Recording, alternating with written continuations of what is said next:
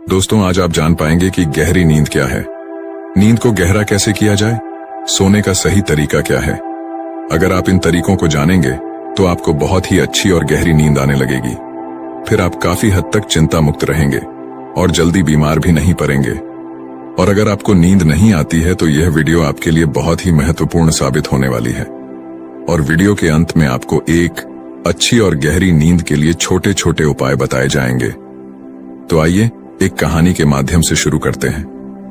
दोस्तों, एक बार की बात है, एक अमीर सेठ एक बौद्ध भिक्षु के पास जाता है और वह उन बौद्ध भिक्षु से कहता है, हे महात्मा, मैं अपनी नींद से बहुत ही परेशान हूं। बहुत कोशिश के बाद भी मैं देर रात तक सो नहीं पाता और रात में सोने से पहले मेरे मन में दुनिया भर के विचार चलते रहते हैं। और जब मुझे नींद भी आ जाती है तो मैं पूरी रात करवटें बदलता रहता हूं और मुझे चैन की नींद कभी भी नहीं आती। और जब सुबह मेरी नींद खुलती है तो मुझे कुछ अच्छा महसूस नहीं होता है। मैं खुद को थका हुआ और अशांत महसूस करता हूं। कृपया आप मेरी समस्या का समाधान बताइए। बौद्ध भिक्षु ने कहा, इससे पहले कि मैं तुम्हारी समस्या का समाधान बताऊं, तुम्हें गौतम बुद्ध की गहरी नींद के रहस्य के बारे में जानना होगा।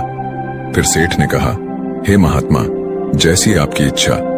बुद्ध ने कहा, जब तथागत गौतम बुद्ध सोते थे तो वह पूरी रात एक ही अवस्था में रहा करते थे। वह कभी भी करवट नहीं बदलते थे। वह जिस अवस्था में रात्रि को सोते समय रहते थे, ठीक उसी अवस्था में वे सुबह सोकर उठते थे।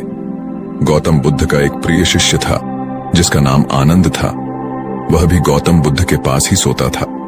वह सोते जागते हर पल गौतम बुद्ध को देख बहाल करता और उनकी सेवा भी खूब किया करता था। आनंद को यह बात बहुत परेशान करती थी कि आखिर गौतम बुद्ध पूरी रात कैसे एक ही अवस्था में गुजार देते हैं। पूरी रात वह करवट भी नहीं बदलते हैं, जबकि हम सब तो कई बार रात में करवट भी बदलते रहते हैं। जब कभी रात में आनंद की आंखें खुलती तो हमेशा गौतम बुद्ध को एक ही अवस्था में सोते पाता था। यह बात उसे बहुत परेशान कर रही थी, लेकिन एक दिन आनंद अपनी जिज्ञासा को रोक नहीं पाया और गौतम बुद्ध के पास रात को ही जाकर उन्हें मध्य रात में नींद से जगा दिया और कहा, तथागत, मुझे क्षमा करें। मैं जानता हूं कि आपसे प्रश्न पूछने का यह सही समय नहीं है, क्योंकि आप पूरे दिन ज्ञान देते हैं, लोगों की समस्याओं का समाधान करते रहते हैं। लेकिन मेरे अंदर की जिज्ञासा इतनी बढ़ चुकी है कि मैं सुबह तक का इंतजार नहीं कर सकता। इसीलिए आप मेरे प्रश्न का उत्तर देकर मेरी जिज्ञासा को शांत करें। आनंद ने आगे कहा, मैं पिछले 20 वर्षों से आपके साथ रह रहा हूं और देख रहा हूं कि आप पूरी रात केवल एक ही अवस्था में सोते हैं। सुबह भी आप उसी अवस्था में सोकर उठते हैं जिस अवस्था में रात को आप सोए थे। इसका क्या मतलब मैं समझूं? या तो आप गहरी नींद में सोते हैं या फिर आप कभी सोते ही नहीं हैं। गौतम बुद्ध आनंद की तरफ देखकर मुस्कुराते हैं और कहते हैं, मैंने अपने लिए सोने की सबसे अच्छी अवस्था को खोज लिया है। अब सोते समय मुझे हिलने डुलने की आवश्यकता नहीं पड़ती है। मैं नींद की अवस्था में भी जागृत रहता हूं, जबकि मेरा शरीर सो जाता है। प्रश्न यह नहीं है नींद की अवस्था में भी शरीर हिलता है कि नहीं। शरीर क्यों एक स्थिर अवस्था में रह नहीं पाता? इसका असली कारण है मन। ये मन ही है जो कि शांत और स्थिर नहीं रह पाता। और यही कारण है कि नींद की अवस्था में भी हम अपने शरीर को हिलाते रहते हैं। लेकिन मैं इन सब चीजों से परे आ चुका हूं। अब मेरे अंदर मन जैसा कुछ बचा ही नहीं है। जब मैं सोने जाता हूं तो मेरा शरीर बस एक मृत शरीर की भांति हो जाता है। मन में जैसे कुछ भी बचता नहीं है। मेरे अंदर कुछ भी विचार नहीं चलते रहते हैं। गौतम बुद्ध कहते हैं, आनंद, क्या तुमने कभी मृत शरीर को अपनी अवस्था बदलते हुए देखा है? यह तो केवल हमारा मन ही है, क्योंकि हमारी गहरी नींद की अवस्था में भी यह सब काम करवाता रहता है। एक बार मन स्थिर हो जाए, मन हमारा शांत हो जाए, तब तुम्हारा शरीर एक गहरी नींद की अवस्था में चला जाएगा। कहानी खत्म करने के बाद बौद्ध भिक्षु ने उस सेठ से कहा, एक जागृत इंसान नहीं केवल अपने शरीर को पूरी जागरूकता के साथ देखेगा, बल्कि वह अपने मन को भी जागरूकता के साथ देखता रहता है। एक जागृत सामान्य आदमी की तरह नहीं होती। जब एक सामान्य आदमी सोता है तो वह अचेतन हो जाता है, लेकिन जब एक बुद्ध व्यक्ति सोता है तो वह जागरूकता के साथ सोता है। जैसे सुबह आंखें खुली होती हैं, वैसे ही व्यक्ति की नींद में भी होती है। इसलिए ऐसा कहा जाता है कि वह व्यक्ति कभी सोते ही नहीं है। जब इंसान सोने जाता है तो उसे नहीं पता चलता कि वो कब सो जाता है, लेकिन यह तुम जागने और सोने के बीच के छोटे से तरल में जागृत रह पाए तो कुछ गठित होगा जो तुम्हें जागरूकता के और करीब लाता जाएगा। यह सोचकर सेठ ने कहा कि महात्मा जी, आपकी बातें मुझे कुछ समझ में नहीं आ रही हैं। कृपया कर आप मुझे आसान शब्दों में समझाएं ताकि मुझे गहरी नींद का रहस्य पता चल जाए और मैं आसानी से हर रात को एक गहरी नींद ले सकूं और चिंता मुक्त होकर समझ सकूं। इस बात पर वे बौद्ध भिक्षु कहते हैं, देर रात तक जागने और आसानी से गहरी नींद न आने के 5 प्रमुख कारण हैं। पहला कारण है बिस्तर पर सोने के अलावा भी अन्य काम करना, जैसे कि बहुत से लोगों की आदत होती है कि वह बिस्तर पर ही खाना खा लेते हैं, बिस्तर पर ही पढ़ाई करने बैठ जाते हैं और ऐसे ही बहुत से काम वह अपने शयन कक्ष में ही करते रहते हैं। शयन कक्ष का उपयोग लोग सोने के अलावा भी अन्य कामों के लिए भी प्रयोग में लाते, जिससे हमारे मस्तिष्क में शयन कक्ष का एक निश्चित अर्थ ही नहीं रह जाता। इसलिए जब हम बिस्तर पर सोने जाते हैं तो हमारा मन इस बात को स्वीकार नहीं कर पाता कि अब हमें सोना है, क्योंकि आपने उसकी उसी जगह पर अन्य कामों को करने की आदत डाल दी है।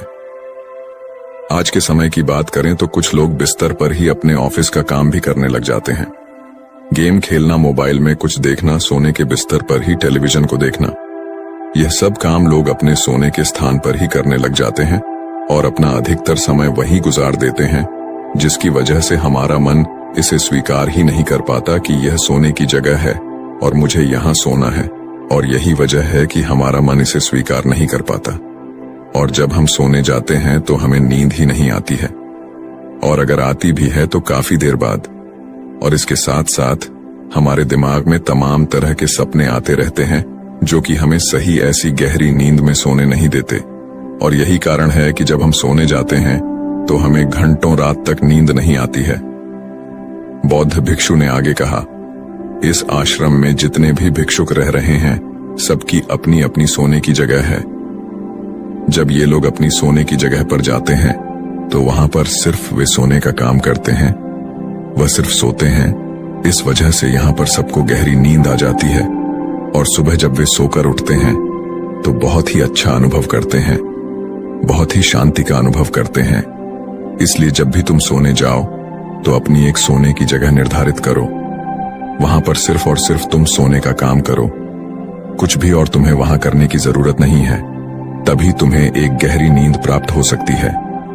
बौद्ध भिक्षु ने कहा, गहरी नींद न आने का दूसरा कारण है सोने की एक निश्चित समय का निर्धारित न होना। लोग इतने ज्यादा अपने कामों में व्यस्त रहते हैं कि वह अपने सोने के सही समय को निर्धारित ही नहीं कर पाते हैं। जब मन में आया सो लिए और जब मन में आया जाग लिए। इस वजह से उनको गहरी नींद प्राप्त नहीं हो पाती है।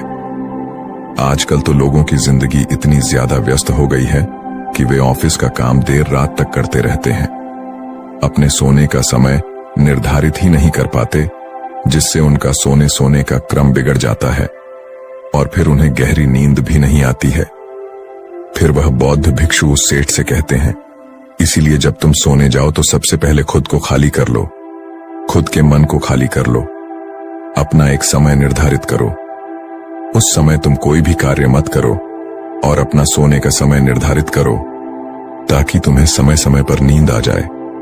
बौद्ध भिक्षु ने आगे कहा, नींद न आने का तीसरा कारण है चिंता में सो जाना।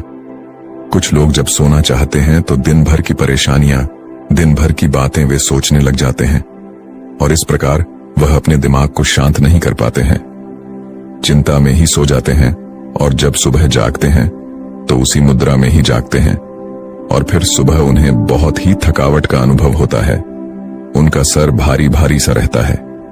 इसका मुख्य कारण यह है कि वह गहरी निद्रा में सो ही नहीं पाते, जिसकी वजह से उनकी थकान भी नहीं दूर हो पाती। इसलिए जब तुम सोने जाओ तो बिल्कुल चिंता मुक्त होकर जाओ, भूल जाओ कि तुम्हारे साथ क्या हुआ था, क्या नहीं हुआ था। अपने मन को बिल्कुल खाली कर लो और कुछ भी फालतू के विचार न लाओ।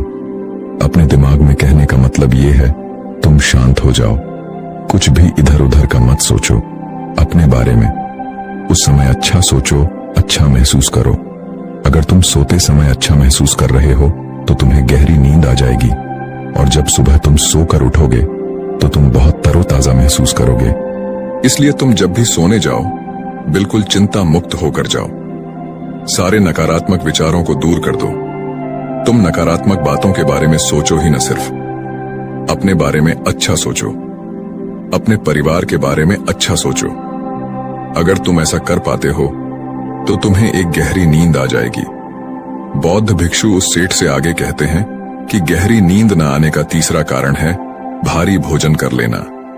कुछ लोग रात को बहुत सारा खाना खा लेते हैं जिसकी वजह से उन्हें अच्छी नींद नहीं आती। लोग समझते हैं कि शाम को भारी खाना खाना चाहिए, पर बिल्कुल ऐसा नहीं है। शाम के खाने को तुम हल्का करो ताकि खाना पचने में कोई दिक्कत न हो। बौद्ध भिक्षु ने आगे कहा, अगर तुम शाम को हल्का भोजन लेते हो तो उसका पाचन बहुत ही अच्छे तरीके से होगा और तुम्हें एक अच्छी नींद की प्राप्ति होगी। भारी खाना खाने से पाचन अच्छा नहीं हो पाता है, जिसकी वजह से तुम रात को करवट बदलते रहते हो। पेट में गैस बनती रहती है जो तुम्हें रात को सही से सोने नहीं देगी। इसीलिए जब भी तुम सोने जाओ रात के खाने को हल्का करो ताकि तुम्हें अच्छी नींद की प्राप्ति हो जाए। बौद्ध भिक्षु सेठ से कहते हैं कि नींद न आने का चौथा कारण है बहुत ज्यादा नकारात्मक बातें विचार करना। दोस्तों, जिंदगी मिली है तो दुखों का आना तो तय है।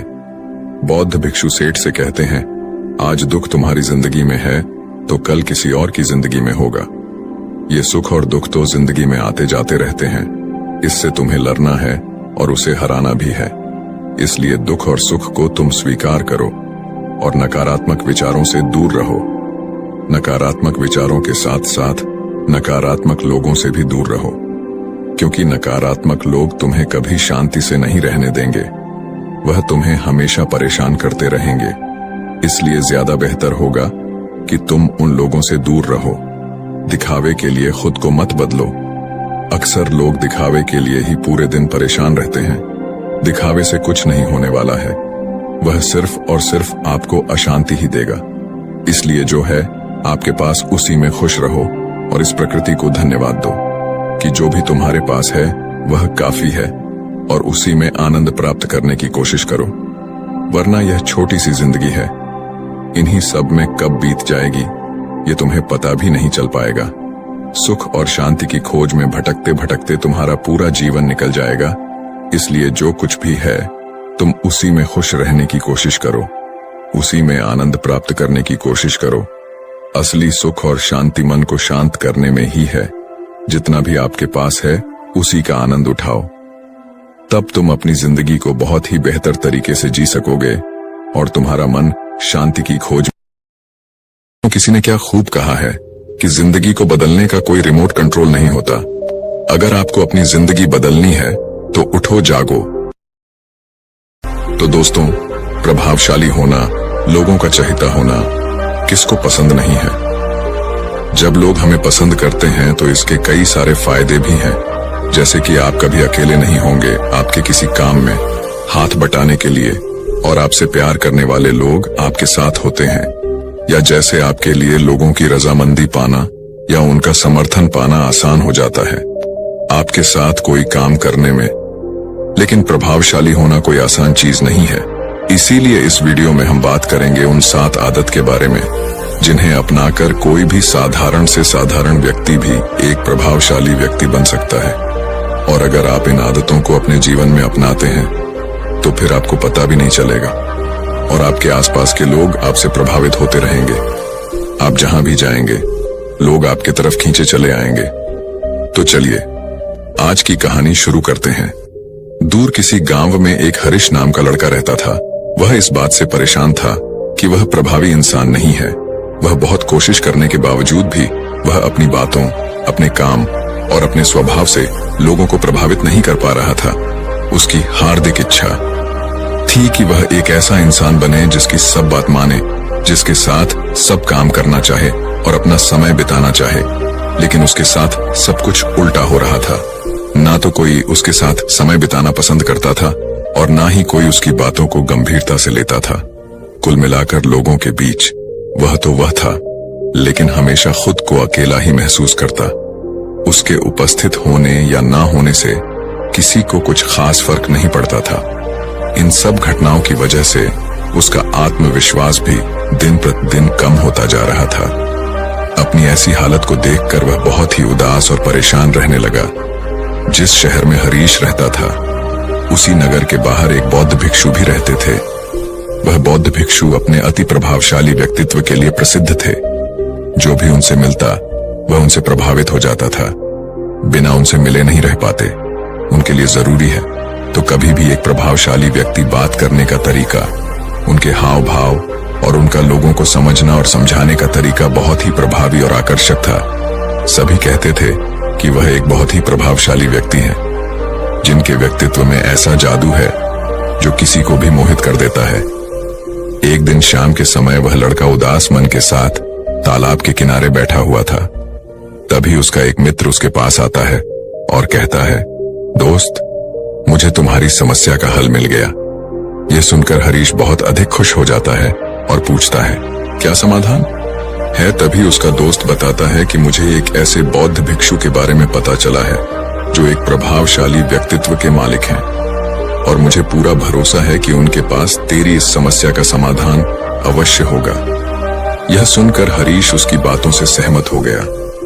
हरीश तुरंत ही उन बौद्ध भिक्षुक से मिलने के लिए निकल पड़ता है और उन्हें सारी समस्या बताता है कि कैसे वह एक प्रभावशाली इंसान बनना चाहता है, लेकिन बहुत कोशिश करने के बाद भी वह ऐसा इंसान नहीं बन पा रहा है। बौद्ध भिक्षु ने हरीश की बात पूरे ध्यान से सुनी और फिर कहा, तो तुम चाहते क्या हो?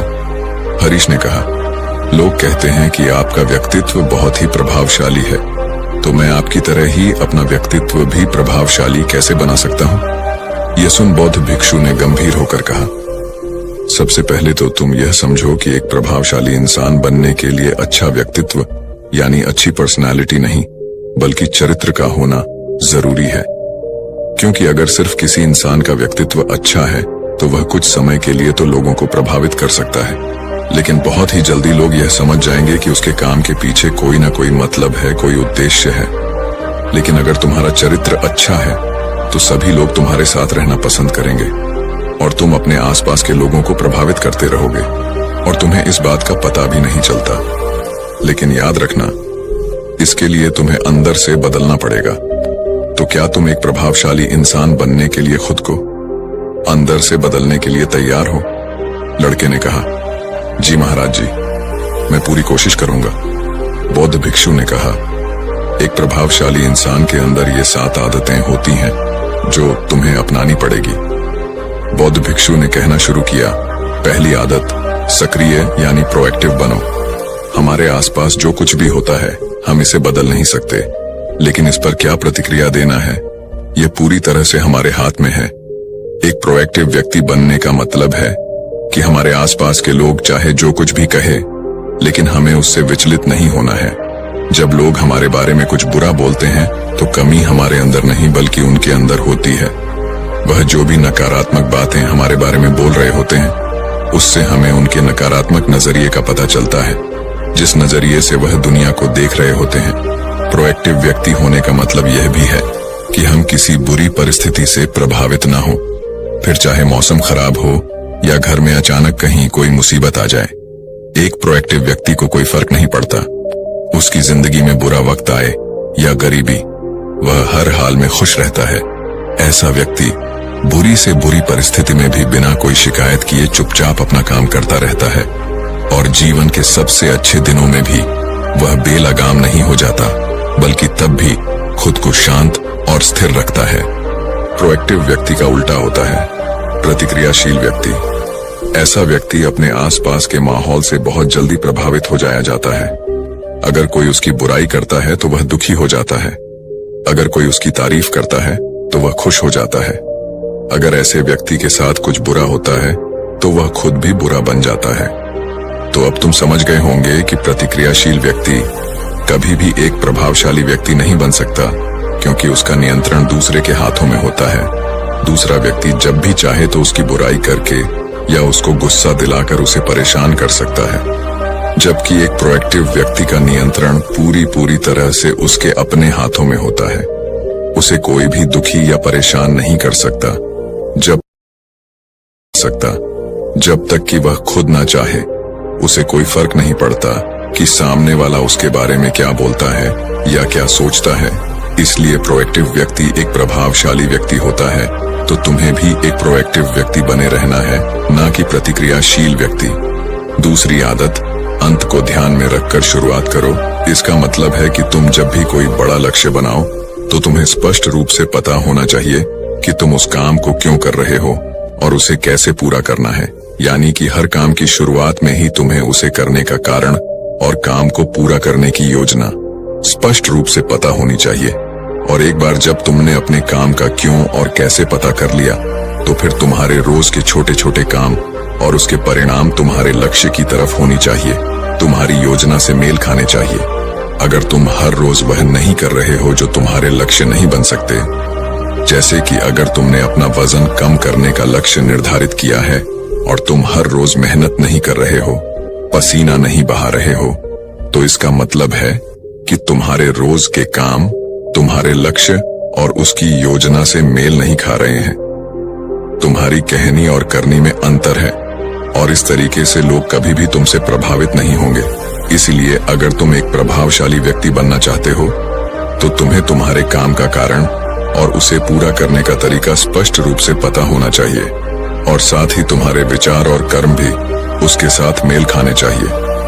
बौद्ध भिक्षु ने आगे कहा, तीसरी आदत, जरूरी चीजें सबसे पहले करो। एक दिन में हमारे सामने बहुत से काम होते हैं, लेकिन हम हर काम तो नहीं कर सकते। इसलिए हमें अपने सबसे महत्वपूर्ण कामों को सबसे पहले करना चाहिए। लेकिन महत्वपूर्ण काम क्या है?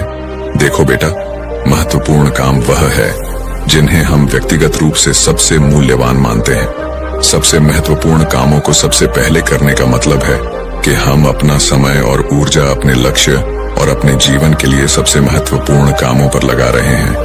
अब अगर तुम्हारे महत्वपूर्ण काम भी तुमसे पूरे नहीं हो पा रहे हैं, तो इसका कारण तुम्हारा अनुशासनहीन होना नहीं, बल्कि यह है कि अब तक तुमने सबसे महत्वपूर्ण कामों को अपने दिल और दिमाग में बिठाया ही नहीं और कभी यह सोचा ही नहीं कि यह काम तुम्हारे लिए सबसे महत्वपूर्ण क्यों है। असल समस्या काम का ज्यादा होना नहीं, बल्कि फालतू कामों को ना नहीं बोल पाने की है। जैसे कि तुम कोई बहुत जरूरी काम कर रहे थे, लेकिन तभी तुम्हारा एक मित्र आता है और कहता है, चल थोड़ी देर घूम के आते हैं और बातें भी कर लेंगे। लेकिन अगर तुम्हारे दिमाग में तुम्हारा महत्वपूर्ण काम बैठा हुआ है, तो तुम तुरंत ही उसे पूरी विनम्रता के साथ जाने के लिए मना कर दो। और तुम्हें यही करना है। दिन भर के सारे गैर जरूरी कामों को तब तक ना करो जब तक कि तुम्हारे सबसे महत्वपूर्ण काम पूरे ना हो जाए। तो अब तुम समझ गए होगे कि प्रभावशाली लोग सबसे महत्वपूर्ण कामों को सबसे पहले खत्म करते हैं। बौद्ध भिक्षु ने आगे कहा, चौथी आदत, किसी भी काम में खुद के फायदे के साथ साथ दूसरों के फायदे के बारे में भी सोचो। ज्यादातर लोग अपना जीवन दूसरों से तुलना और प्रतिस्पर्धा करते हुए जीते हैं। वे अपनी सफलता दूसरों की असफलता में देखते हैं। यानी अगर मैं जीता तो तुम्हारे और मैं हारा तो तुम जीते। इस तरह से जीवन हार जीत का खेल बनकर रह जाता है। लेकिन जो प्रभावशाली लोग होते हैं वे प्रतिस्पर्धा में नहीं बल्कि आपसी सहयोग में विश्वास रखते हैं। उनका मानना होता है कि इस दुनिया में सभी के लिए सब कुछ पर्याप्त मात्रा में है और सबको उसका हिस्सा मिलना चाहिए। न केवल चीजों के लिए बल्कि आपसी रिश्तों में भी यह नियम लागू करते हैं। जैसे कि जब भी उनका किसी के साथ कोई मतभेद होता है तो वे बात को मन में रखने की बजाय उस इंसान के साथ खुलकर उस बारे में बात करते हैं और कोई बीच का ऐसा रास्ता निकालते हैं जो दोनों के लिए फायदेमंद हो, जिसमें दोनों की जीत हो, न कि सामने वाला ठगा हुआ महसूस करें। और ऐसा करके वह आपसी मनमुटाव को खत्म करते हैं, साथ ही रिश्तों को पहले से भी ज्यादा मजबूत बना लेते हैं। तो अब तुम समझ गए होगी कि प्रभावशाली बनने के लिए तुम्हें खुद के अलावा सामने वाले के फायदे के बारे में भी सोचना होता है। पांचवी आदत, पहले खुद दूसरों को समझने का प्रयास करो, फिर उनसे उम्मीद करो कि वह तुम्हारी बात को समझेंगे। किसी के साथ भी बातचीत करने का सबसे अच्छा तरीका यह है कि सबसे पहले हम यह समझने की कोशिश करें कि आखिर सामने वाला कहना क्या चाहता है। बल्कि मैं तो कहूंगा कि किसी भी इंसान की बात को सुनने और समझने का सबसे अच्छा तरीका है कि हम खुद को उसकी जगह पर रखकर सोचें। तब जाकर हम सही तरीके से समझ पाएंगे कि आखिरकार सामने वाला हमसे कहना क्या चाहता है। जब हम किसी की बात को ध्यान से सुनते ही नहीं, तब हम उसकी भावनाओं को समझे बिना ही उसे सलाह देने लग जाते हैं। लेकिन जब हम उसे समझने की कोशिश करते हैं, तभी हम जान पाते हैं कि असल में वह इंसान कैसा महसूस कर रहा है। और जब हम इस तरीके से किसी की बात सुनते हैं, तब जाकर हम उस इंसान को कुछ अच्छी सलाह दे पाएंगे या सच में उसकी कुछ मदद कर पाएंगे। ज्यादातर लोग बातचीत के दौरान सिर्फ यही कहते रहते हैं कि अगर तुम्हारी जगह मैं होता तो ऐसा करता, या फिर एक बार मेरी बात मानकर तो देखो। लेकिन वह कभी भी यह समझने का प्रयास नहीं करते कि सामने वाला व्यक्ति क्या कर रहा है, और इसका परिणाम यह होता है कि सामने वाला उन पर कभी भरोसा नहीं करता और फिर ना ही कभी अपनी समस्याएं उनके पास लेकर आता है। इसलिए अगर तुम सच में किसी की मदद करना चाहते हो, तो सबसे पहले उन्हें समझने का प्रयास करो। ऐसा करके तुम उनका विश्वास जीत पाओगे और उन्हें इस बात का भरोसा हो जाएगा कि तुम्हारे काम के पीछे किसी भी प्रकार का कोई लाभ या उद्देश्य नहीं है। तुम तो बस उनकी मदद करना चाहते हो, और फिर इस तरीके से वह भी तुम्हें समझना शुरू कर देंगे। और यही है प्रभावशाली इंसान बनने का 5वां नियम, बौद्ध भिक्षु ने आगे कहा। 6ठा नियम, प्रभावशाली लोग आपसी तालमेल और सहयोग के साथ काम करते हैं। वह लोग जो दूसरों को प्रभावित करते हैं, इस बात को अच्छे से समझते हैं कि 2 दिमाग हमेशा ही एक दिमाग से बेहतर होते हैं। इसलिए वह एक दूसरे का सहयोग करके किसी भी समस्या का समाधान निकालने की कोशिश करते हैं। लेकिन इंसानी स्वभाव के कारण आपसे तालमेल बैठाना इतना आसान नहीं होता, क्योंकि सबके अनुभव और दुनिया को देखने का दृष्टिकोण अलग अलग होता है, और प्रभावशाली लोग इस बात को भी समझते हैं। इसीलिए वह एक दूसरे के विचार और दृष्टिकोण को समझने और स्वीकारने का प्रयास करते हैं और आपसी मतभेद को भुलाकर साथ काम करते हैं, क्योंकि वह समझते हैं कि हर इंसान का अपना अनुभव, सोच और विशेषताएं होती हैं। जब अलग अलग खूबियों, अनुभवों और सोच वाले इंसान एक साथ मिलकर काम करते हैं, तो उस काम का परिणाम एक इंसान की तुलना में कहीं ज्यादा अच्छा और नया होता है। इसलिए प्रभावशाली लोग अलग अलग सोच रखने वाले लोगों के साथ मिलजुल कर काम करना पसंद करते हैं, ताकि वे नई चीजें सीख सकें और कुछ नया और सबसे अलग अनुभव पा सके। बौद्ध भिक्षु ने आगे कहा कि प्रभावशाली लोग अंतिम मदद के लिए खुद को शारीरिक, मानसिक, भावनात्मक और आध्यात्मिक रूप से तरोताजा रखने के लिए रोज कुछ न कुछ करते हैं।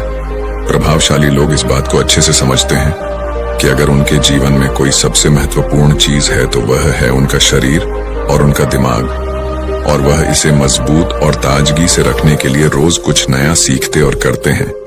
अपने शरीर को मजबूत और स्वस्थ रखने के लिए वे हर रोज कोई ना कोई शारीरिक गतिविधि करते हैं, जैसे कि कसरत या योग अभ्यास करके। अपने दिमाग को नई जानकारी से भरने के लिए वे रोज कुछ नया सीखते हैं या पढ़ते रहते हैं। इसके लिए वे किताबें पढ़ते हैं, नए लोगों से बात करते हैं या फिर नई जगहों पर घूमने जाते हैं। बहुत सारे लोग प्रभावशाली इसलिए होते हैं क्योंकि वे जीवन भर कुछ न कुछ सीखते रहते हैं, खुद को नई जानकारी देते रहते हैं, और भावनात्मक रूप से खुद को ताजगी से रखने के लिए ये लोग ध्यान या एकांत का सहारा लेते हैं। कई बार खुद के अंदर नयापन लाने के लिए ये लोग खुद को कुछ दिनों के लिए बाहरी दुनिया से काट लेते हैं। इसके अलावा यह लोग आध्यात्मिक रूप से भी सक्रिय होते हैं। इसके लिए यह लोग जो भगवान में आस्था रखते हैं, उनकी पूजा पाठ और आराधना इत्यादि करते हैं। साधारण शब्दों में कहें तो प्रभावशाली लोग लगातार खुद में सुधार लाते रहते हैं और अपने शरीर, मन और आत्मा को तरोताजा रखते हैं। और अगर गौर से देखा जाए तो ये सारी आदतों में से यह 7वीं आदत सबसे ज्यादा जरूरी और प्रभावी है, क्योंकि इसके बिना बाकी की 6 आदतें उतनी प्रभावी नहीं रह जाएंगी जितनी उन्हें होनी चाहिए। और कोई भी इंसान कितना भी प्रभावशाली क्यों ना हो, लेकिन अगर वह खुद को शारीरिक, मानसिक, भावनात्मक और आध्यात्मिक रूप से तरोताजा नहीं रखता, तो धीरे धीरे उसका प्रभाव कम होना शुरू हो जाएगा। तो यह थी एक प्रभावशाली इंसान बनने की 7। कभी अपने आप से बात करते हुए यह ख्याल आया है कि आप खुद को ही नीचा दिखा रहे हैं, या यह कि आप ऐसा सोच रहे हैं कि यह काम तो मुझसे होगा ही नहीं? जी हाँ, कई बार हम खुद से ही ऐसी बातें कर लेते हैं जो हमें अंदर ही अंदर कमजोर बना देती हैं। जैसे यह काम तो मुझसे होगा ही नहीं, या मैं हमेशा गलतियां ही करता हूं। यह सब बातें अपने आप से नकारात्मक रूप से बात करना है। ये सुनने में भले ही छोटी बात लगे, लेकिन ये अंदर ही अंदर हमें बहुत कुतरती है। यह नकारात्मक आत्मचिंतन है। और इसका हमारे मन पर बहुत बुरा असर पड़ता है।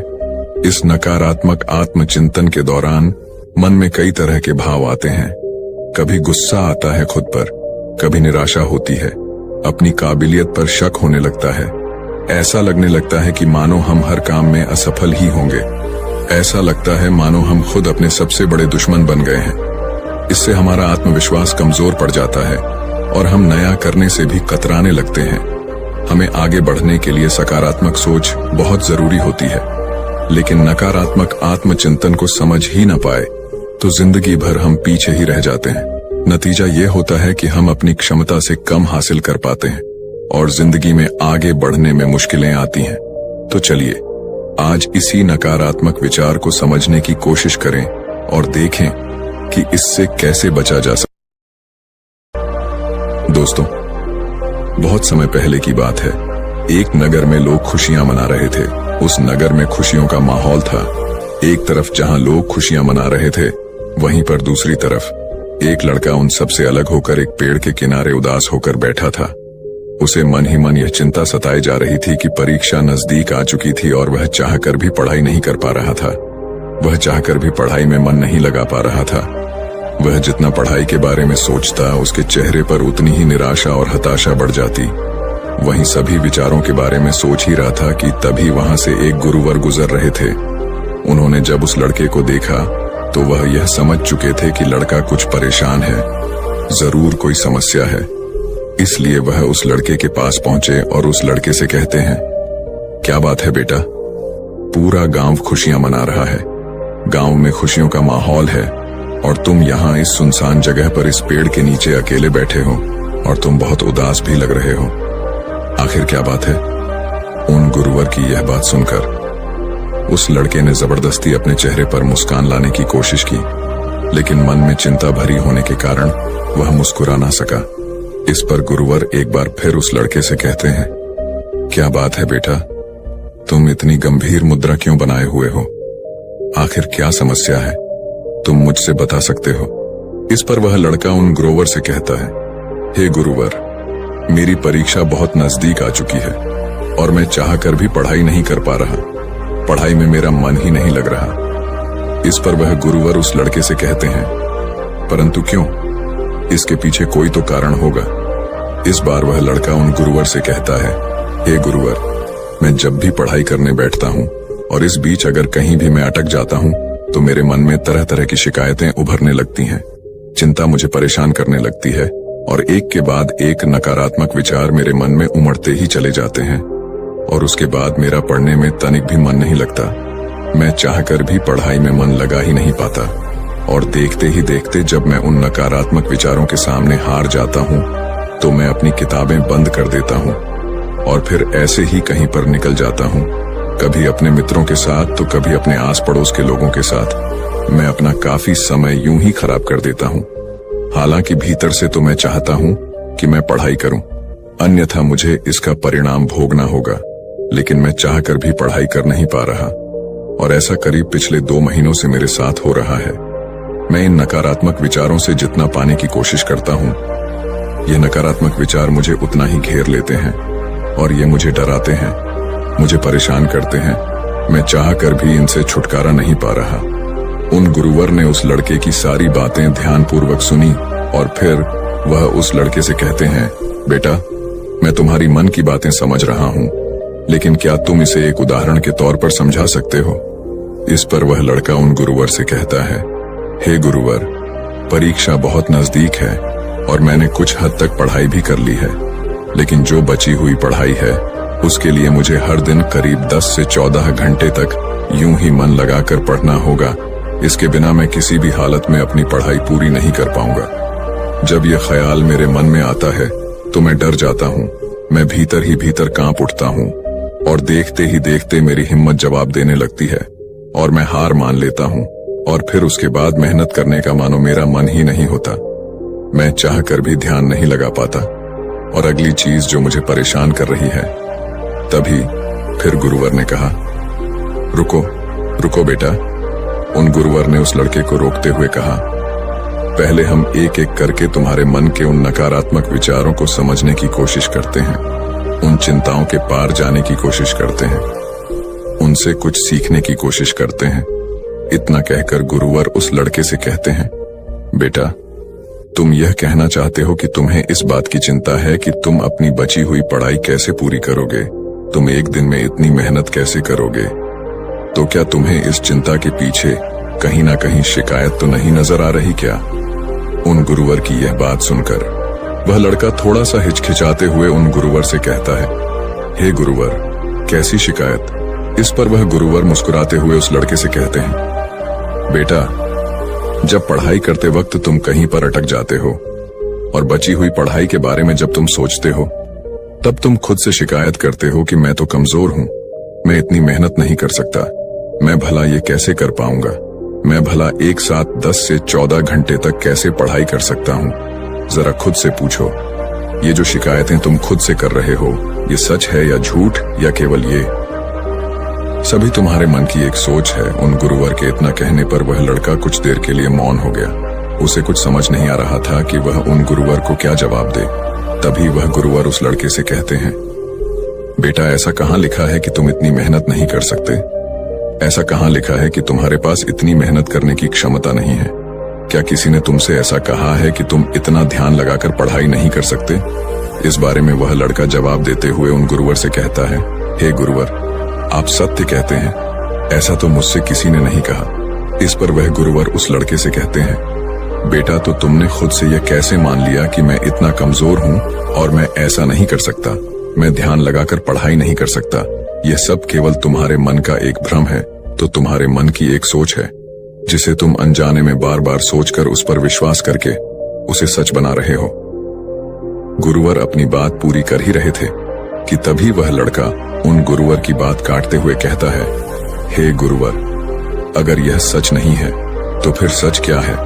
उस लड़के की यह बात सुनकर गुरुवर मुस्कुराने लगे और उस लड़के से कहते हैं, बेटा, सच ये है कि तुम्हारे अंदर कितनी काबिलियत है, ये जानने के लिए तुम्हें आखिरी हद तक मेहनत करनी होगी, तुम्हें अपनी पूरी कोशिश करनी होगी।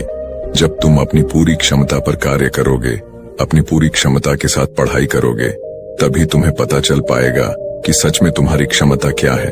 इस पर वह लड़का उन गुरुवर से कहता है, हे गुरुवर, तो अब मुझे क्या करना चाहिए? इस पर वह गुरुवर उस लड़के से कहते हैं, बेटा, मेरी बात ध्यान से समझो। हर चिंता के पीछे एक सकारात्मक संदेश होता है जिसे हमें पहचानने की आवश्यकता होती है। जैसे जब तुम्हारे मन में यह चिंता प्रकट होने लगी कि मैं अपनी बाकी की पढ़ाई इतनी जल्दी पूरी कैसे करूंगा, तो इस चिंता के पीछे सकारात्मक संदेश क्या था? इस पर वह लड़का कुछ देर सोच विचार करने के बाद उन गुरुवर से कहता है, हे गुरुवर, यहीं की परीक्षा बहुत करीब है और मुझे पूरा ध्यान और अपनी शक्ति लगाकर पढ़ने की जरूरत है। इस पर गुरुवर कहते हैं, बिल्कुल सही। तभी वह लड़का उन गुरुवर से कहता है, ठीक है, यह तो बहुत अच्छा तरीका है, इससे तो मैं आसानी से अपनी पढ़ाई पर ध्यान लगा सकता हूँ। इतना कहकर वह लड़का वहां से जाने लगा। तभी गुरुवर उस लड़के से कहते हैं, रुको बेटा, अभी चिंता पूरी तरह से पार नहीं हुई है। जब भी तुम उस चिंता के पीछे का सकारात्मक संदेश समझ लो तो उसके लिए धन्यवाद करो और आगे बढ़ो। अपने से कहो कि मैंने उस चिंता के पीछे का संदेश समझ लिया है और अब मैं पूरी ईमानदारी के साथ मेहनत करने के लिए तैयार हूँ। मैंने यह भी स्वीकार कर लिया है कि मेहनत करने में मुझे कष्ट भी होगा, तकलीफ भी उठानी पड़ेगी, लेकिन मैं हार नहीं मानूंगा। ये संदेश मुझ तक पहुंचाने के लिए आपका शुक्रिया। आगे गुरुवर लड़के से कहते हैं, जब तुम खुद से ऐसा कहोगे तो तुम्हें तत्काल अच्छा महसूस होगा, हल्का महसूस होगा, क्योंकि तुम्हारे अंदर का विद्वंद युद्ध पूरी तरह से समाप्त हो चुका होगा और तुमने उस चिंता के पीछे का संदेश भी अच्छी तरह से समझ लिया होगा। तुमने यह स्वीकार कर लिया है कि हाँ, मुझे लंबे समय तक ध्यान करने की आवश्यकता है, मुझे मेहनत करने की आवश्यकता है, साथ में मुझे थोड़ी सी कष्ट और तकलीफ भी उठानी पड़ेगी। हो सकता है कि इससे मुझे थोड़ी थकान भी हो, लेकिन मैं मेहनत करने से पीछे नहीं हटूंगा। यह सब स्वीकार करते ही तुम्हारे अंदर एक ऊर्जा उत्पन्न होगी और ऐसा इसलिए होगा क्योंकि तुम्हारे मन का बोझ पूरी तरह से हल्का हो चुका है। तुमने उन चीजों को स्वीकार कर लिया है जो चीजें तुम्हारा मन तुमसे स्वीकार करवाना चाहता था, किंतु अब यही मौका है। इस मौके को खाली मत जाने देना और तत्काल इस पर निर्णय लेना, तत्काल इस पर कार्य करना, तत्काल इस सकारात्मक संदेश को अपना विश्वास बना लो, इसे बार बार दोहराओ ताकि तुम इस पर पूरी तरह से विश्वास करने लगो। आगे वह गुरुवर उस लड़के से कहते हैं, बेटा, यह कठिनाई का ही समय होता है। जो कुछ कर दिखाने का हो, दर्द को ताकत में बदलने का होता है। इस दुनिया में जितने भी महान लोग हैं, जिन्होंने भी अपने जीवन में कुछ बड़ा हासिल किया है, उन्होंने इसी तरह अपनी शिकायतों, अपनी कमजोरियों को ताकतवर और सकारात्मक सोच में बदला है, उस पर पूर्ण रूप से विश्वास किया है, और तभी वे लोग इतनी ऊंचाइयों तक पहुंच पाए हैं। आगे गुरुवर उस लड़के से कहते हैं, बेटा, अब तुम मुझे अपनी अगली समस्या बताओ और इसका निवारण भी तुम खुद ही करो। इस पर वह लड़का कुछ देर सोच विचार करने के बाद उन गुरुवर से कहता है, हे गुरुवर, कभी कभी मुझे लगता है कि मैंने बहुत समय खराब कर दिया। मैं हार चुका हूं। अगर मैंने 6 महीने पहले मेहनत की होती, इन चीजों की शुरुआत कर दी होती, तो आज मैं कहीं और होता। मुझे ऐसा लगता है कि अब इतनी मेहनत करके मुझे कोई लाभ नहीं होगा। इस पर गुरुवर उस लड़के से कहते हैं, बेटा, अब मुझे यह बताओ, इस चिंता के पीछे शिकायत क्या है? वह लड़का उन गुरुवर की बात मानते हुए कुछ देर के लिए उन विचारों पर सोचता है, लेकिन उसे कुछ भी समझ नहीं आता। तभी गुरुवर उस लड़के से कहते हैं, बेटा, तुम खुद से शिकायत कर रहे हो कि तुमसे गलती हुई है और अब मैं इसे सुधार नहीं सकता। तुम्हें ऐसा लगता है कि गलती होना मतलब हार मानना, लेकिन जरा अपने आप से पूछो कि जो शिकायत अपने आप से कर रहे हो, यह कोई सच है या केवल सोच?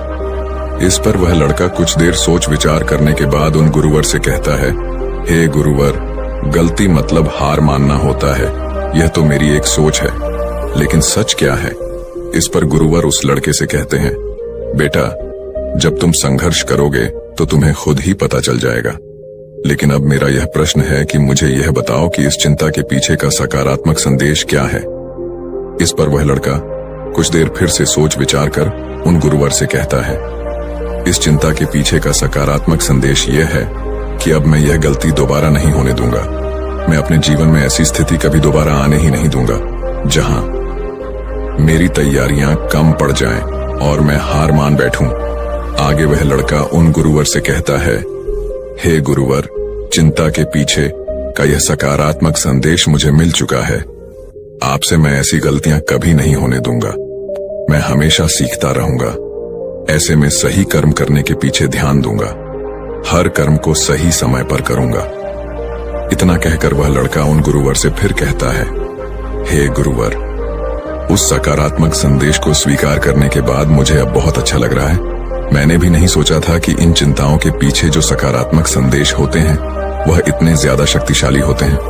आगे वह लड़का उन गुरुवर से कहता है, हे गुरुवर, कृपया करके मुझे एक बार और इसे अच्छे से समझाइए। मैं इसे अच्छे से समझना चाहता हूं ताकि मैं ऐसी गलतियां दोबारा ना करूं। आगे लड़का उन गुरुवर से अपनी अगली चिंता बताते हुए कहता है, हे गुरुवर, मुझे इस बात की बहुत चिंता होती है। इतनी पढ़ाई करने के बाद भी यदि मेरा चयन ना हुआ तो मेरे रिश्तेदार, मेरे साथी और मेरे गांव वाले क्या कहेंगे? इस पर गुरुवर मुस्कुराते हुए उस लड़के से कहते हैं, बेटा, चिंता के पीछे की शिकायत देखो। इस पर वह लड़का कुछ देर शांत हो गया और कुछ देर सोच विचार करने के बाद वह गुरुवर से कहता है, हे गुरुवर, मैं खुद से कह रहा हूं कि लोग मुझे पसंद करेंगे तो ही मैं खुद को पसंद करूंगा। इसका अर्थ यह हुआ कि मैं दूसरों की सोच पर निर्भर हूं। मैं दूसरों के हाथों की कठपुतली हूं और मुझे इस बात की चिंता हो रही है। हे गुरुवर, मैं सोच रहा हूं, मैं जो इस शिकायत के पीछे का संदेश समझ पा रहा हूं वह सच है या केवल सोच? इस पर वह गुरुवर एक बार फिर उस लड़के से कहते हैं, बेटा, यदि तुम दूसरों की नजरों से खुद को नापोगे तो हमेशा खुद को छोटा ही पाओगे, क्योंकि छोटे लोग दूसरों के बारे में छोटा ही सोचते हैं। और इसी के विपरीत सच ये है कि यह तुम्हारा काम है कि तुम खुद की इज्जत करो। जो भी तुम कार्य कर रहे हो उसकी इज्जत करो और खुद पर भरोसा करो। यही सच है। तुम अपने बारे में कैसा महसूस करते हो, खुद पर कितना विश्वास करते हो, केवल और केवल यही मायने रखता है। आगे गुरुवर उस लड़के से कहते हैं, अब मुझे यह बताओ कि इस चिंता के पीछे का सकारात्मक संदेश क्या है? इस पर वह लड़का उन गुरुवर से कहता है, हे गुरुवर, इस चिंता के पीछे का सकारात्मक संदेश यही है कि हमें नकारात्मक विचारों से बचकर रहना चाहिए और हमें ऐसे विचार सोचने चाहिए, ऐसे विचारों पर ध्यान देना चाहिए जो हमें शक्ति दे। आगे वह लड़का कहता है, इस शक्तिशाली संदेश के लिए मैं आपका आभारी हूँ। हमेशा सतर्क रहने की और अच्छे विचारों पर बार बार ध्यान देने की जिम्मेदारी को मैं स्वीकार करता हूँ। आज से केवल और केवल मैं खुद पर विश्वास करूंगा, अपने कर्मों पर विश्वास करूंगा और मैं यह देखूंगा कि मैं क्या कर रहा हूँ और मुझे क्या करना चाहिए। क्या मैं सही राह पर हूँ या नहीं। मैं स्वीकार करता हूँ कि आज से केवल मैं अपनी नजरों से खुद को देखूंगा। कौन मेरे बारे में क्या कह रहा है, इससे मुझे कोई फर्क नहीं पड़ने वाला। इतना कहकर वह लड़का उन गुरुओं से कहता है, हे गुरुवर, मेरी समस्या तो सुलझ गई। अब मुझे बहुत अच्छा लग रहा है, हल्का महसूस कर रहा हूं। इस पर वह गुरुवर उस लड़के से कहते हैं, बेटा, जो भी तुमने अभी कुछ कहा है उसे तुम याद रखना और इसे कहीं पर लिख लेना और इस पर तत्काल कार्य करना, ताकि तुम हर दिन यह देख सको कि तुम किस प्रकार नकारात्मक विचारों के प्रति सतर्क हो और तुम किस प्रकार प्रेरणा देने वाले विचारों पर ध्यान केंद्रित कर पा रहे हो। आगे वह गुरुवर उस लड़के से कहते हैं, ठीक इसी प्रकार तुम एक छोटी सी कार्यवाही करके खुद को यह एहसास दिला सकते हो, खुद को याद दिला सकते हो, खुद को साबित कर सकते हो कि तुम चिंता और शिकायतों से कहीं बड़े हो। और इसी प्रकार बार बार अपने विचारों पर कार्यवाही करने से हम अपने भीतर एक सकारात्मक मान्यताएं बना लेते हैं जिन पर हम विश्वास करते हैं, और देखते ही देखते हम उन विश्वासों पर आंख बंद करके भरोसा करने लग जाते हैं। आगे गुरुवर उस लड़के से कहते हैं, इसलिए बेटा, इसी तरह से जब भी तुम्हें चिंता परेशान करे तो सबसे पहले चिंता के पीछे की शिकायत देखो और यह पता करो कि शिकायत सच है या फिर केवल सोच। इससे आपके और शिकायत के बीच में थोड़ी दूरी बनेगी। इस शिकायत का कड़वापन और असर थोड़ा सा कम होगा और आप उसके बारे में जानो, उसे पहचानने की कोशिश करो, उसके पीछे का सकारात्मक संदेश जानने की कोशिश करो और एक नई मान्यता तैयार करो। तभी तुम अपने जीवन में सही ऊंचाइयों को छू पाओगे, अपने जीवन में उन ऊंचाइयों तक पहुंच पाओगे जिनकी तुम कल्पना करते हो। इतना कहकर वह गुरुवर शांत हो गए और उस लड़के को भी अभी समझ में आ चुका था कि वह अपने जीवन में बेवजह की चीजों से डर रहा था, जबकि उसे अपने विचारों से लड़ने की जरूरत थी और वह अपने आप से लड़ रहा था। उसने जाने अनजाने अपने मन में नकारात्मक विचारों की मान्यता तैयार कर ली थी जिन पर वह आंख बंद करके भरोसा करने लगा था, किंतु उसे तो अपने सकारात्मक विचारों पर ध्यान केंद्रित करना चाहिए था। इसके बाद उस लड़के ने गुरुवर को प्रणाम किया और वापस घर लौट आया। अब से वह दिन रात मेहनत करने लगा, खूब मन लगाकर पढ़ाई करने लगा और जब उसके मन में कोई नकारात्मक विचार उत्पन्न होते तो वह उस नकारात्मक विचारों के पीछे का संदेश समझता और खुद से उन गलतियों को। दोस्तों, क्या आपने कभी ऐसा महसूस किया है कि आप सफल होना चाहते हैं लेकिन आपको नहीं पता कि आप क्या करना चाहते हैं? आप अकेले नहीं हैं। बहुत से लोग जीवन में अपने उद्देश्य को खोजने के लिए संघर्ष करते हैं। सफल हम सभी होना चाहते हैं। सफलता की प्राप्ति करना हमारी ख्वाहिश होती है, लेकिन सफलता पाना आसान नहीं होता है। जीवन में कई चुनौतियां और समस्याएं आती हैं जिनसे हमें निपटना पड़ता है। आज मैं आपको एक ऐसी कहानी बताने जा रहा हूं जो आपको अपनी सफलता की यात्रा शुरू करने में मदद करेगी। ये एक ऐसे व्यक्ति की कहानी है जो सफल होना चाहता था, लेकिन उसके पास कोई लक्ष्य नहीं था। एक दिन उसने एक साधु से कुछ सवाल पूछे और साधु के जवाब ने उसकी पूरी जिंदगी बदल दी। इस वीडियो में मैं आपको वह कहानी बताऊंगा और मैं आपको उन सवालों के बारे में भी बताऊंगा जो उसने साधु से पूछे थे। ये सवाल आपको अपने लक्ष्यों को निर्धारित करने में और अपनी सफलता की यात्रा शुरू करने में मदद करेंगे। तो चलिए कहानी शुरू करते हैं। एक बार की बात है, ऐसे ही सफलता की चाह रखने वाला एक व्यक्ति एक बार अपने एक गुरु से पूछता है कि गुरुदेव, आज हम एक सुनहरे युग में रह रहे हैं। हम आज तक के सबसे अमीर युग में जी रहे हैं जो शायद इससे पहले कभी भी मौजूद नहीं था। हम एक ऐसी भूमि में रह रहे हैं जहां सभी के लिए भरपूर मौके मौजूद हैं।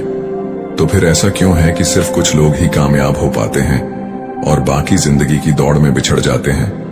तभी गुरु ने उत्तर देते हुए कहा, चलो ऐसे लोगों का उदाहरण लेते हैं जो 25 की उम्र में अपने काम की शुरुआत करते हैं।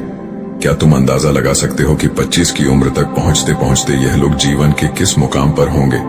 इन लोगों का मानना है और इन्हें पूरा विश्वास भी है कि 25 की उम्र में शुरुआत करने से यह लोग जरूर कामयाब होंगे। अगर तुम इनमें से किसी से भी पूछोगे कि क्या तुम कामयाब होना चाहते हो, तो उन सब का जवाब होगा, बेशक मैं कामयाब होना चाहता हूं। अगर तुम इन लोगों पर थोड़ा और ध्यान दोगे तो तुम्हें पता चलेगा कि इन लोगों में जीवन के प्रति जोश है, जुनून है, उनकी आंखों में एक अजीब सी चमक है और हाव भाव में पक्का इरादा है, और जीवन उनके लिए एक दिलचस्प सफर जैसा है। लेकिन 65 की उम्र तक आते आते जानते हो क्या होगा? इनमें से केवल एक व्यक्ति ही अपनी मनचाही सफलता हासिल कर पाएगा। 4 काफी हद तक सफल हो चुके होंगे और 5 अभी भी उस सफलता के लिए संघर्ष कर रहे होंगे, और बाकी के 90 या तो हार मान चुके होंगे या फिर असफलता के दलदल के नीचे दब चुके होंगे और जीवन की बुनियादी जरूरतों के लिए भी दूसरों पर निर्भर होंगे। जरा सोचो कि 100 में से सिर्फ 5 लोग ही जीवन के किसी मुकाम तक पहुंच सके। लेकिन आखिर क्या वजह है कि इतने सारे लोग नाकाम रहे? उस चमक और जोश का क्या हुआ जो 25 की उम्र में उनके अंदर कूट कूट कर भरी हुई थी? क्या हुआ उनके सपनों, उम्मीदों और इरादों का? और ये लोग अपनी जिंदगी में जो करना चाहते थे और असल में जो कर पाए, उसके बीच इतना अंतर क्यों है? व्यक्ति ने गुरु से कहा, जब आप यह कहते हैं कि सिर्फ 5% लोग ही सफल हो पाए, तो पहले आपको सफलता का मतलब साफ साफ बताना होगा। गुरु ने कहा, अब मैं तुम्हें सफलता का सबसे सही मतलब बताने जा रहा हूं। सफलता का मतलब है किसी निश्चित लक्ष्य को साफ साफ तय कर, सोच समझकर उस दिशा में आगे बढ़ते रहना। अगर कोई इंसान पहले से ही तय किए गए किसी निश्चित लक्ष्य, यानी ऐसा लक्ष्य जो पक्का है और जिसमें कोई बदलाव नहीं होता, उसकी दिशा में काम कर रहा है और अच्छे से जानता है कि वह कहां जा रहा है और उसे कहां जाना है, तो वही इंसान कामयाब है। और अगर वह ऐसा नहीं कर रहा है तो वह नाकामयाब है। यानी कामयाबी का मतलब तय किए गए लक्ष्य को समझते हुए उस दिशा में आगे बढ़ना होता है। असल में हमारे समाज में हिम्मत और हौसले का उल्टा कायरता या बुजदिली नहीं है, बल्कि समानता या अनुरूपता है। और आज इंसान के सामने यही सबसे बड़ी चुनौती है, और इतने सारे लोगों की असफलता का सबसे बड़ा कारण भी अनुरूपता का अर्थ है। बिना सोचे समझे भीड़ के अनुसार चलने की मानसिकता। ज्यादातर लोग बिना सोचे समझे, बिना यह जाने कि वह क्या कर रहे हैं, क्यों कर रहे हैं और कहां जा रहे हैं, आंखें बंद किए हुए बस वैसा ही करते जा रहे हैं जैसा दूसरे कर रहे हैं। और समस्या भी यही है कि लोग उन 95% लोगों की तरह काम कर रहे हैं जो सफल नहीं है। व्यक्ति ने गुरु से प्रश्न किया, आखिर इतने सारे लोग और की नकल क्यों करते हैं? गुरु ने मुस्कुराते हुए कहा, इसका जवाब तो शायद वह खुद भी नहीं जानते। एक बार काम करने वाले लोगों के एक समूह से एक प्रश्न किया गया। उनसे पूछा गया कि आप काम क्यों करते हैं, सुबह जल्दी क्यों उठते हैं? 20 में से 19 लोगों के पास इसका कोई ठोस जवाब नहीं था। उनमें से ज्यादातर लोगों का कहना था, सभी लोग सुबह उठकर काम करने निकल जाते हैं, इसीलिए हम भी वही कर रहे हैं जो बाकी सभी लोग कर रहे हैं। ऐसे लोगों का मानना होता है कि परिस्थितियों ने उनके जीवन को एक ऐसी स्थिति में डाल दिया है जो बाहरी शक्तियों और परिस्थितियों के नियंत्रण में है। फिर गुरु कहते हैं कि चलो हम कामयाबी की परिभाषा पर वापस लौटते हैं। कामयाब कौन होता है? सिर्फ वही आदमी जो अपना लक्ष्य साफ साफ तय कर फिर उसकी ओर बढ़ता है। ऐसा आदमी निश्चित करता है कि मुझे जीवन में यह बनना है और फिर उस दिशा में काम करना शुरू कर देता है। मैं तुम्हें बताता हूं कि कामयाब लोग कौन होते हैं। वह शिक्षक कामयाब है जो बच्चों को इसीलिए पढ़ा रहा है क्योंकि यही वह काम है जो वह हमेशा से करना चाहता था।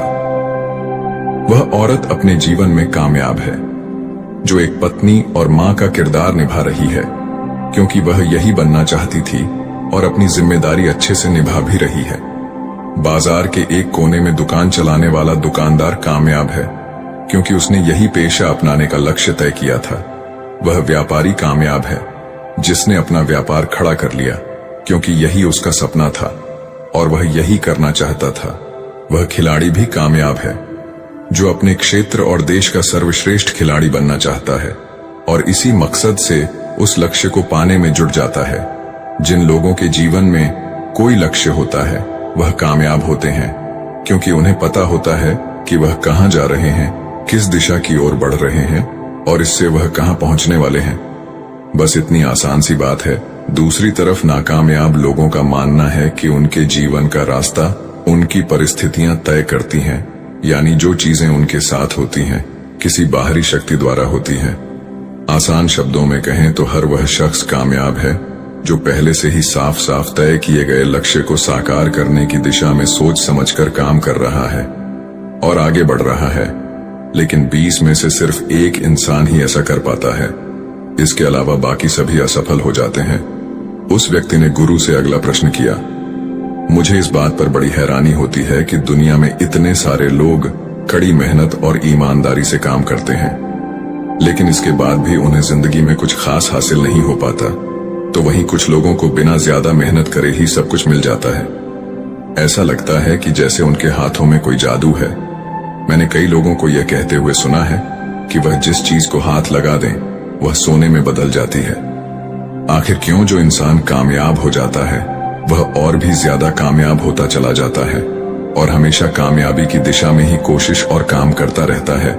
दूसरी तरफ लोग असफल होने के बाद लगातार और असफल होते जाते हैं और असफलता की दिशा में ही काम करते रहते हैं। तो क्या फर्क है इन दोनों में? गुरु ने उत्तर देते हुए कहा, इन दोनों में फर्क सिर्फ लक्ष्य का है। जिन लोगों के पास कोई लक्ष्य होता है वह उसी दिशा में काम करते हैं, जबकि कुछ लोगों के सामने कोई लक्ष्य नहीं होता।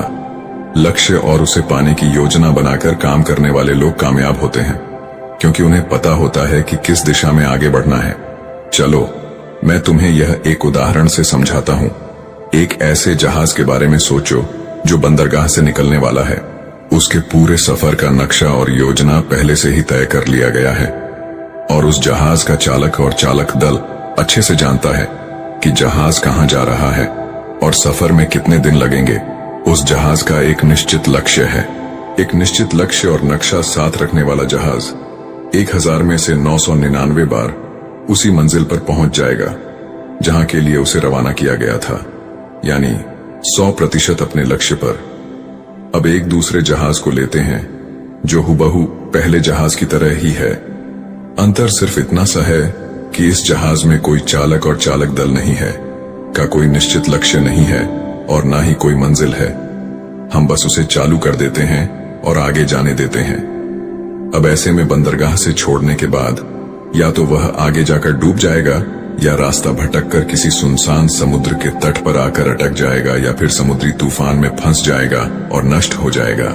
ऐसा जहाज कभी किसी जगह पहुंच नहीं सकता, क्योंकि ना तो उसका कोई लक्ष्य है और ना ही कोई मंजिल और ना ही उसे रास्ता दिखाने के लिए कोई चालक दल मौजूद है। इंसानों के साथ भी ठीक ऐसा ही होता है। व्यक्ति ने अगला प्रश्न किया, जीवन में एक निश्चित लक्ष्य रखने वाले लोग कामयाब क्यों होते हैं और जिनका कोई लक्ष्य नहीं होता वह असफल क्यों हो जाते हैं? गुरु ने मुस्कुराते हुए कहा, बेटा, हम जैसा सोचते हैं वैसे ही हम बन जाते हैं। इतिहास में आज तक जितने भी महान और बुद्धिमान शिक्षक, संत या पैगंबर हुए हैं, वह इस एक बात पर वह सभी पूरी तरह से सहमत रहे हैं कि इंसान जैसा सोचता है वैसा ही बन जाता है। एक आदमी का जीवन उसके विचारों से बनता है, यानी उसका जीवन वैसा ही होता है जैसे उसके विचार होते हैं, जैसा वह दिन भर सोचता है। अगर आदमी चाहे और थोड़ा धैर्य रखे तो उसे हर चीज हासिल हो सकती है। वह इंसान जिसके पास एक निश्चित लक्ष्य होता है वह उसे हर हाल में पूरा करने का प्रयास करता है, और अगर उसमें पक्का इरादा हो तो उसके रास्ते में आने वाली कोई भी रुकावट उसे रोक नहीं सकती, क्योंकि वह अपने लक्ष्य को पूरा करने के लिए अपने अस्तित्व को भी दांव पर लगा देता है। इंसान अपनी सोच और अपने विचारों में बदलाव लाकर अपने जीवन को बदल सकता है। धीरे धीरे तुम्हारी सोच का तुम्हारे जीवन के साथ इतना गहरा रिश्ता बनता चला जाएगा कि तुम्हारी इच्छाएं हकीकत में बदलने लगेंगी। दरअसल इस प्रक्रिया में हमारी सोच, हमारी भावनाएं और आदतें इस प्रकार घुल मिल जाती हैं कि हमारा विश्वास सच बनकर हमारे सामने आ जाता है। अगर तुम किसी विशेष चीज के बारे में बहुत ज्यादा सोचते हो और उस पर इतना भरोसा करते हो कि यह तो होना ही है, तो निश्चित रूप से तुम उसे हासिल भी कर लोगे। अगर तुम दिल से अमीर बनने की इच्छा रखते हो तो बेशक तुम अमीर बन जाओगे। अगर तुम बुद्धिमान बनना चाहते हो तो तुम बुद्धिमान बनोगे। इसी तरह अगर तुम एक बेहतर इंसान बनना चाहते हो तो तुम जरूर पहले से कहीं बेहतर इंसान बन जाओगे। तुम्हें बस इस बात का ध्यान रखना है कि किसी भी चीज या एक लक्ष्य के लिए अपने अंदर एक मजबूत इच्छा शक्ति विकसित करना है, और उस दौरान केवल वह एक लक्ष्य तुम्हारे सामने होना चाहिए। ऐसा नहीं होना चाहिए कि एक ही समय पर कई अलग अलग चीजों पर तुम्हारा ध्यान भटक रहा हो, क्योंकि जो विश्वास करता है उसके लिए सब कुछ मुमकिन है। ब्रह्मांड के सबसे महान नियमों में से एक नियम यह भी है कि अगर हमारी सोच नकारात्मक है तो हमें नकारात्मक परिणाम ही मिलेंगे। यह बहुत ही साधारण सा सच है जो जीवन में कामयाबी और समृद्धि का आधार है, क्योंकि अविश्वास यानी खुद संदेह असफलता की निशानी है। हमारी शंकाएं, हमारा आत्मसंदेह इतना खराब होता है कि वह हमें कोशिश करने से भी डरा देते हैं, और जिन मौकों को हम आसानी से जीत सकते थे उन मौकों पर भी हम बुरी तरह से हार जाते हैं। जैसा कि मैंने पहले कहा, हम वही बनते हैं जिसके बारे में हम सबसे ज्यादा सोचते हैं। इसीलिए अगर हम वह आदमी है जिसके सामने कोई लक्ष्य नहीं है, जिसे नहीं पता कहां जाना है, और जो इसी वजह से संदेह, डर और चिंताओं में घिरा हुआ है, वह वैसा ही बन जाएगा जैसा वह सोच रहा है। अगर कोई इंसान किसी भी चीज के बारे में सोच ही नहीं रहा है तो अंत में वह कुछ भी नहीं बन पाएगा, कहीं भी नहीं पहुंच पाएगा। एक व्यक्ति ने अपने गुरु से पूछा, हम वैसे ही क्यों बन जाते हैं जैसा हम सोचते हैं? गुरु ने जवाब दिया, कल्पना करो कि एक किसान के पास एक छोटी सी जमीन है। यह जमीन बहुत उपजाऊ है। किसान इस जमीन में अपनी इच्छा के अनुसार कोई भी बीज बो सकता है। जमीन को इस बात से कोई फर्क नहीं पड़ता कि उसमें क्या बोया जा रहा है। यह फैसला पूरी तरह से किसान पर निर्भर करता है। ठीक इसी तरह हमारा मन भी एक जमीन की तरह होता है। मन को भी इस बात से कोई फर्क नहीं पड़ता कि हम उसमें किस तरह के विचार रखते हैं। उसमें जो कुछ भी रखा जाएगा वह वैसी ही फसल हमें देगा। उदाहरण के लिए, अगर हम अपने मन में सकारात्मक विचार रखते हैं तो हम सफलता की फसल काटेंगे, और अगर हम अपने मन में नकारात्मक विचार रखते हैं तो हम असफल का सामना करेंगे। याद रखो, जमीन को इस बात से फर्क नहीं पड़ता कि वह आम लौट आ रही है या बबूल। ये तो बस जो उसके अंदर डाला गया था उसी को कई गुना बड़ा करके वापस लौटा देती है। उसी तरह हमारा मन भी एक जमीन की तुलना में कहीं ज्यादा उपजाऊ और चमत्कारी होता है। मन को इस बात से कोई फर्क नहीं पड़ता कि हम उसमें क्या रखते हैं, कामयाबी या सफलता, एक निश्चित और महत्वपूर्ण लक्ष्य या डर, गलतफहमी, नकारात्मकता और चिंता। लेकिन हम जो भी उसमें अनजाने रखते हैं वह वही हमें वापस लौटाता है। तभी व्यक्ति ने गुरु से पूछा कि अगर दिमाग इतना शक्तिशाली है तो फिर लोग उसे सही इस्तेमाल क्यों नहीं करते? गुरु ने जवाब देते हुए कहा कि लोग अपने दिमाग का सही इस्तेमाल नहीं करते क्योंकि वे इसे मुफ्त में पाते हैं। इंसान की फितरत होती है कि वह जो चीजें उसे मुफ्त में मिल जाती हैं उनकी कद्र नहीं करता। इसके बजाय वह उन चीजों को महत्व देता है और कीमती समझता है जिसके लिए उसने कोई कीमत चुकाई हो।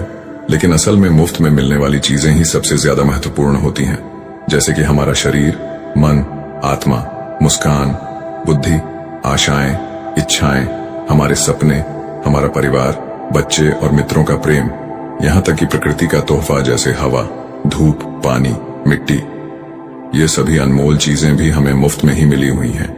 लेकिन जिन चीजों के लिए हम अपना धन खर्च करते हैं असल में वह इनके मुकाबले बहुत सस्ती और हल्की होती है, और उन्हें किसी भी चीज से कभी भी ला जा सकता है। लेकिन प्रकृति से जो चीजें हमें मुफ्त में मिली हैं उनकी कोई तुलना नहीं है, और न ही उन्हें किसी दूसरी चीज से बदला जा सकता है। इसलिए हर व्यक्ति को यह फैसला करना चाहिए कि वह अपने दिमाग का इस्तेमाल किस काम के लिए करना चाहता है। अपने लक्ष्य का बीज अपने दिमाग में बोना चाहिए। यह जीवन का सबसे महत्वपूर्ण फैसला होगा। क्या तुम अपने काम में सबसे बेहतर बनना चाहते हो? क्या तुम अपने समाज में, अपने समुदाय में ऊंचाइयों पर पहुंचना चाहते हो, या फिर क्या तुम अमीर बनना चाहते हो? तो तुम्हें बस इतना करना है कि अपने लक्ष्य को साफ तौर से सोचो और उसकी ओर कदम बढ़ाओ। फिर मेहनत और आग्रह से उसे पूरा करने के लिए काम करो। लक्ष्य की ओर बढ़ते रहो, और जल्द ही वह दिन आएगा जब तुम्हारा सपना हकीकत में बदल जाएगा। हमेशा सकारात्मक भावना रखो और अपने मन में उसकी छवि बनाओ कि तुमने अपना लक्ष्य हासिल कर लिया है। तुम्हारी सोच और मनोबल के साथ काम करो और अपने सपने की दिशा में आगे बढ़ो। ध्यान दो कि हमारे विचार और सोचने का तरीका हमारे जीवन को प्रभावित करता है। अगर तुम सकारात्मक तरीके से सोचो और मानो तो तुम्हारे लिए सफलता जादू से आएगी। इसलिए अपने लक्ष्य की ओर बढ़ो, मेहनत करो और सकारात्मकता से सोचो। तुम जो सोचते हो वह तुम्हारे जीवन को दिशा देगा। व्यक्ति ने गुरु से आखिरी प्रश्न किया। उसने कहा कि क्या कोई ऐसा अभ्यास या तरीका है जिसके माध्यम से मैं इन सब बातों को अपनाकर अपने जीवन में बदलाव ला सकूं? तभी फिर गुरु ने कहा, बिल्कुल ऐसा अभ्यास भी है। अब मैं तुम्हें 30 दिनों का एक ऐसा अभ्यास बताने जा रहा हूं जिसको अगर तुमने सही से पूरा कर लिया तो यह तुम्हारे जीवन को बेहतर से बेहतर में पूरी तरह से बदल देगा। लेकिन याद रहे, कीमत चुकाए बिना हम कुछ भी हासिल नहीं कर सकते। इसीलिए इस 30 दिन के अभ्यास का परिणाम कुल उसके बराबर होगा जितनी तुमने कोशिश की होगी या जितनी तुमने इसके लिए कीमत चुकाई होगी। अब सवाल उठता है कि यह कीमत क्या होगी? तो इसमें कई सारी बातें शामिल है। पहली तो यह कि तुम्हें बुद्धि और भावना दोनों स्तर पर यह समझना होगा कि हम जैसा सोचते हैं बिल्कुल वैसा बनते भी हैं। इसीलिए अपने जीवन को अपने अनुसार चलाने के लिए तुम्हें अपने विचारों को अपने नियंत्रण में रखना होगा। यानी कि तुम्हें अंदर से यह बात माननी होगी कि तुम जैसा बोओगे वैसा ही तुम काटोगे। दूसरी बात, तुम्हें अपने मन से सभी बाधाओं और बेड़ियों को काट फेंकना होगा और यह सोचकर खुद को उस काम में झोंक देना होगा कि यही काम मेरे लिए प्रकृति ने या किसी दिव्य शक्ति ने तय किया है। यानी तुम्हें यह मानना होगा कि सभी सीमा रेखाएं, सभी मानसिक रुकावटें तुम्हारी खुद की बनाई हुई है और तुम्हारे सामने तुम्हारी कल्पना से भी ज्यादा अवसर मौजूद है। यानी तुम्हें उन तमाम छोटे और सीमित सोच व विचारों से ऊपर उठना होगा जिन्हें तुमने बिना सोचे समझे या परखे सच मान लिया है। तीसरी बात, अपनी समस्याओं पर सकारात्मक रूप से सोचने के लिए, खुद को प्रोत्साहित करने के लिए अपनी पूरी क्षमता और हिम्मत का इस्तेमाल करना होगा। इसके साथ ही अपने लिए एक निश्चित और स्पष्ट लक्ष्य तय करने के लिए अपने दिमाग को अपने लक्ष्य के बारे में भी संभव गुणों से विचार करने का अवसर देना होगा। अपनी कल्पना को खुली छूट देना होगा ताकि वह हर संभव समाधान की खोज कर सके। इस विचार को मानने से इनकार कर दो कि लक्ष्य प्राप्ति के रास्ते में कोई भी बाधा तुम्हें हरा भी सकती है। जब तुम्हें लक्ष्य की तरफ ले जाने वाला रास्ता साफ साफ दिखाई देने लगे तो पूरी फुर्ती और जोश के साथ फैसला लेते हुए काम करो और खुद को लगातार यह याद दिलाते रहो कि तुम अपनी उपलब्धि और कामयाबी के बिल्कुल नजदीक खड़े हो। चलो महत्वपूर्ण बिंदुओं को फिर से एक बार जल्दी से दोहरा लेते हैं जो हमें एक खूबसूरत जीवन जीने के लिए कीमत के रूप में चुकानी है। पहला, हम वैसे ही बनेंगे जैसा हम सोचते हैं। दूसरा, कल्पना की शक्ति को समझो और अपने दिमाग को ऊंची उड़ान भरने दो। तीसरा, हिम्मत और हौसला रखते हुए हर दिन अपने लक्ष्य की ओर पूरी लगन और एकाग्रता के साथ डटकर लगे रहो। साथ ही यह बात भी याद रखो कि कोई भी विचार तब तक बेकार और मामूली होता है जब तक हम उस पर काम नहीं करते। अब मैं तुम्हें 30 दिनों के अभ्यास को समझाने का प्रयास करूंगा, लेकिन उससे पहले अपने दिमाग में यह बात ठीक से बैठा लो कि इस अभ्यास में तुम कुछ भी खोने नहीं जा रहे हो, बल्कि संभावना है। एक युवक बहुत ही महत्वाकांक्षी था। उसके बड़े बड़े सपने थे। वह बहुत कुछ हासिल करना चाहता था, बहुत बड़ा बनना चाहता था, लेकिन उसे यह सब कुछ बहुत जल्दी हासिल करना था। उसे हमेशा लगता था कि उसके पास समय बहुत कम है, इसलिए वह जल्द से जल्द अपने सपनों को पूरा करना चाहता था। उसने कई बार कड़ी मेहनत करके जल्दी सफलता हासिल करने का प्रयास किया, लेकिन वह हर बार असफल हो जाता। उसे थोड़ी बहुत कामयाबी तो मिल जाती थी, लेकिन उसे कभी भी अपने मनचाहे परिणाम हासिल नहीं हो पाते थे। इस बात से वह बड़ा परेशान हो जाता था। वह सोचता रहता कि कमी कहाँ रह रही है।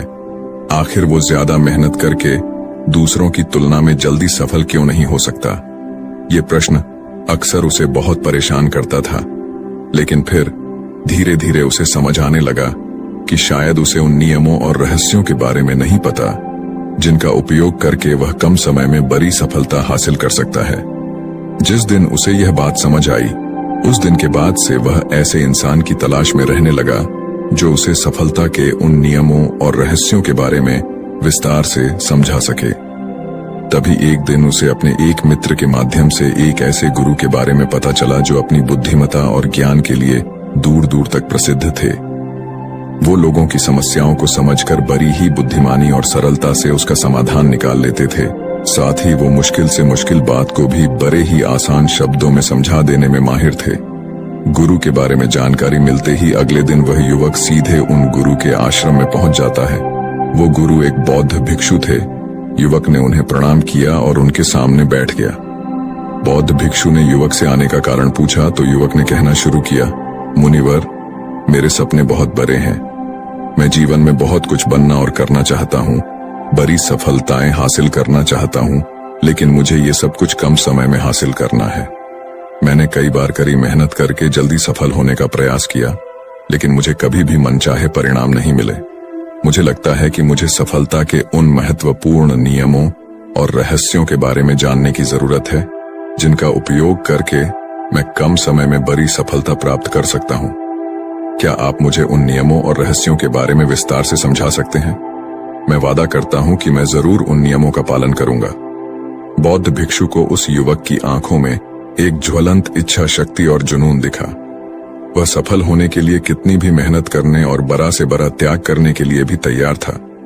बौद्ध भिक्षु ने उसकी आंखों में देखते हुए गंभीर आवाज में कहना शुरू किया, आज मैं तुम्हें 8 ऐसे नियम बताऊंगा जिनका अगर तुम पूरी ईमानदारी से पालन करते हो तो तुम 10 साल के लक्ष्य को 10 महीने में पूरा कर सकते हो। बस शर्त यह है कि इन नियमों पर पूर्ण विश्वास रखते हुए पूरी ईमानदारी से इनका पालन करना है। पहला नियम कि सबसे पहले अपने दिमाग को इस संभावना के लिए खोलो कि हाँ, यह किया जा सकता है। 1 साल का काम 1 महीने में किया जा सकता है। इस बात का अपने दिमाग को विश्वास दिलाओ, क्योंकि जब तक तुम्हें अंदर से ही इस बात पर पूर्ण विश्वास नहीं होगा कि तुम 10 साल के लक्ष्य को 10 महीने में भी पूरा कर सकते हो, तब तक तुम इसके लिए जरूरी कदम नहीं उठा पाओगे। कोई भी लक्ष्य बाहरी दुनिया में पूरा होने से पहले एक बार हमारे दिमाग में पूरा होता है। इसलिए इस संभावना को स्वीकार करो, ठीक उस विद्यार्थी की तरह जिसने साल भर कुछ खास पढ़ाई नहीं की, लेकिन परीक्षा से 1 महीने पहले सब कुछ भूलकर स्वयं को पढ़ाई में झोंक देता है और इतनी कड़ी मेहनत करता है कि उसके परिणाम सभी को आश्चर्यचकित कर देते हैं। जब वह विद्यार्थी 1 साल की पढ़ाई को अपनी कड़ी मेहनत और एकाग्रता से 1 महीने में पूरा कर सकता है, तो तुम अपने लक्ष्य पूरे क्यों नहीं कर सकते? सफलता के नियम तो सभी के लिए एक बराबर काम करते हैं। दूसरा नियम 6 महीने के लिए गायब हो जाओ। आने वाले 6 महीने के लिए भूल जाओ कि तुम्हारा कोई है, भूल जाओ। अपने दोस्तों और रिश्तेदारों को, अपने पड़ोसियों को, कोई तुम्हें छोड़कर नहीं जाने वाला। जिसको रुकना होगा वो रुकेगा बस। 6 महीने के लिए अपने सारे दरवाजे बंद कर लो और दूर हो जाओ इन सारी भटकाने वाली चीजों से। यानी कि तुम्हें स्वयं को 6 महीने के लिए दुनिया से गायब कर लेना है, जैसे कि तुम कभी यहां थे ही नहीं। तुम्हें अपने आप को 6 महीने के लिए अपने मन, शरीर, लक्ष्य और उद्देश्य के साथ बंद कर लेना है। 6 महीने कोई बहुत ज्यादा समय नहीं होता है। यह सुनने में बड़ा लग सकता है, लेकिन तुम ये भी तो देखो कि ये त्याग तुम किसके लिए कर रहे हो, अपने मित्रों या पड़ोसियों के लिए या खुद के लिए। इन 6 महीनों में अगर तुम्हारे और तुम्हारे लक्ष्य के बीच कोई आ रहा हो, वो भले कितना ही अमीर हो, प्रभावशाली हो, लेकिन अगर फालतू की बातें कर रहा है तो वहां से गायब हो जाओ। अगर तुम्हारे मित्र और रिश्तेदार अपने मतलब से तुम्हें घूमने बुला रहे हैं तो उन्हें मना कर दो, क्योंकि तुम्हारे जाने या न जाने से उन्हें कोई फर्क नहीं पड़ेगा, लेकिन तुम अपनी जिंदगी में एक कदम पीछे जरूर हो जाओगे। बेमतलब के गप्पे मारने वाले दोस्तों के समूह से दूर हो जाओ। समय बर्बाद करने वाले लोगों से मतलब रखना बंद कर दो। अगर थोड़े रिश्ते खराब होते हैं तो होने दो। अपनी नींद और ऊर्जा को दूसरे लोगों पर बर्बाद करना बंद कर दो और एकदम स्वार्थी बन जाओ। सिर्फ अपने बारे में सोचो, अपने लक्ष्य, उद्देश्य, योजना और परिवार के बारे में बस। और जो भी चीज तुम्हें इनसे दूर ले जा रही है, उन सब विचारों को अपने दिमाग में जला दो। तीसरा नियम, एक सही गुरु की तलाश करो। अगर तुम्हें किसी काम में जल्दी सफल होना है और उसके शीर्ष पर पहुंचना है, तो तुम्हें अपना समय उस काम का साधारण ज्ञान रखने वाले लोगों के साथ बर्बाद नहीं करना चाहिए, बल्कि तुम्हें तो सीधा उस इंसान के पास जाना चाहिए जो पहले से ही उस काम के शिखर पर है, क्योंकि वही इंसान तुम्हें सबसे अच्छे से सिखा सकता है कि शीर्ष तक कैसे पहुंचना है। उसने उन सारी मुश्किलों और बाधाओं का सामना कर रखा है जिनका तुम भविष्य में सामना करोगे, इसलिए वह अपने अनुभवों से तुम्हें ऐसी बातें सिखा सकता है जिसे स्वयं सीखने में तुम्हें अपना बहुत सारा समय खर्च करना पड़ेगा। तो 10 साल के लक्ष्य को सिर्फ 10 महीने में पूरा करने के लिए तुम्हें अपने क्षेत्र के सबसे सफल लोगों में से एक को अपना गुरु, अपना मार्गदर्शक बनाना पड़ेगा। दोस्तों, चाहे पैसा हो या सफलता, दोनों को 10 गुना स्पीड से हासिल किया जा सकता है। बस इसके लिए सही गाइडेंस, फोकस और मेहनत की जरूरत है। फिर गुरु कहते हैं कि चौथा नियम, एक स्पष्ट और निश्चित लक्ष्य तय करो। निश्चित कर लो कि तुम्हें क्या और कितने समय में हासिल करना है। तुम्हारा लक्ष्य स्पष्ट रूप से तुम्हारे पास लिखा हुआ होना चाहिए। तुम भले ही कितने ही होशियार हो, कितने ही बुद्धिमान हो, कितना भी तेज तुम्हारा दिमाग हो, लेकिन अगर तुम्हारे पास एक स्पष्ट लक्ष्य नहीं है और तुम अपने लक्ष्य की तरफ रोज मेहनत नहीं कर रहे हो, तो बड़ी सफलता तुम्हें कभी नहीं मिल सकती। बड़ी सफलता के लिए एक स्पष्ट लक्ष्य का होना सबसे जरूरी है। मानवीय स्वभाव के बारे में एक बात है कि अगर तुम्हारा लक्ष्य बहुत ज्यादा आसान होगा तो तुम उसे हल्के में छोड़ दोगे, और अगर तुम्हारा लक्ष्य बहुत ज्यादा मुश्किल होगा तब भी तुम उसे असफल होने के डर से छोड़ दोगे। इसलिए लक्ष्य ऐसे होने चाहिए जो मुश्किल तो है लेकिन उन्हें पूरा किया जा सके। अगली बात, तुम्हारे जीवन के लक्ष्य यानी प्राथमिकताएं 3 से ज्यादा नहीं होनी चाहिए।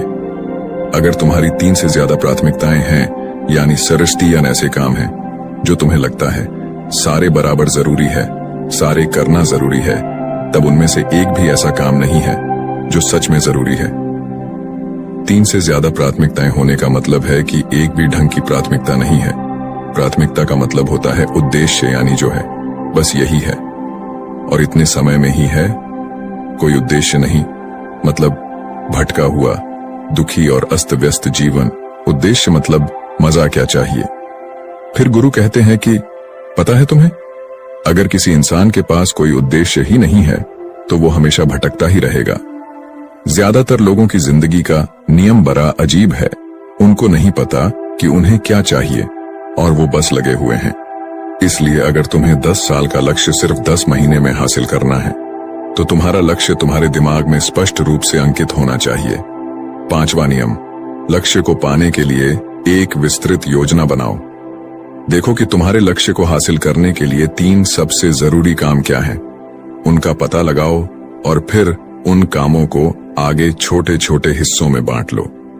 अपने 10 महीने के लक्ष्य को दिनों, हफ्तों और महीनों में बांट लो और ये निश्चित करो कि तुम हर दिन अपने उस बांटे हुए काम को पूरा कर रहे हो। इसके साथ ही तुम्हारे पास 3 ऐसे ठोस कारण होने चाहिए कि तुम्हें यह लक्ष्य क्यों हासिल करना है। याद रखो, जितना ज्यादा मजबूत तुम्हारा कारण होगा उतनी ही ज्यादा संभावना है कि तुम्हारा लक्ष्य हासिल हो जाएगा। हर दिन उस लक्ष्य को पूरा होता हुआ देखो और महसूस करो कि जब तुम उस लक्ष्य को हासिल कर लोगे तो कैसा महसूस करोगे। उसे महसूस और अनुभव करने की कोशिश करो। साथ ही ये प्रश्न भी अपने से पूछना जरूरी है कि तुम्हारा जो लक्ष्य है उसे पूरा करने के लिए क्या क्या करना जरूरी है और क्या क्या छोड़ना पड़ेगा। तुम्हें अपने लक्ष्य के बारे में यह अंदाजा भी जरूर होना चाहिए कि तुम्हारा लक्ष्य कितना मुश्किल है। तुम्हें अपने लक्ष्य को हासिल करने के लिए कितनी मेहनत करनी पड़ेगी, कितना त्याग करना पड़ेगा, इस बात का भी तुम्हें अंदाजा होना चाहिए। 6वां नियम, स्वयं के अंदर प्रबल एकाग्रता और अनुशासन विकसित करो। कभी कभी ऐसा होता है ना कि हम बहुत ज्यादा ऊर्जावान महसूस करते हैं। हमें लगता है आज बड़ा अच्छा लग रहा है, पर समस्या ये है कि यह कभी कभी ही महसूस होता है।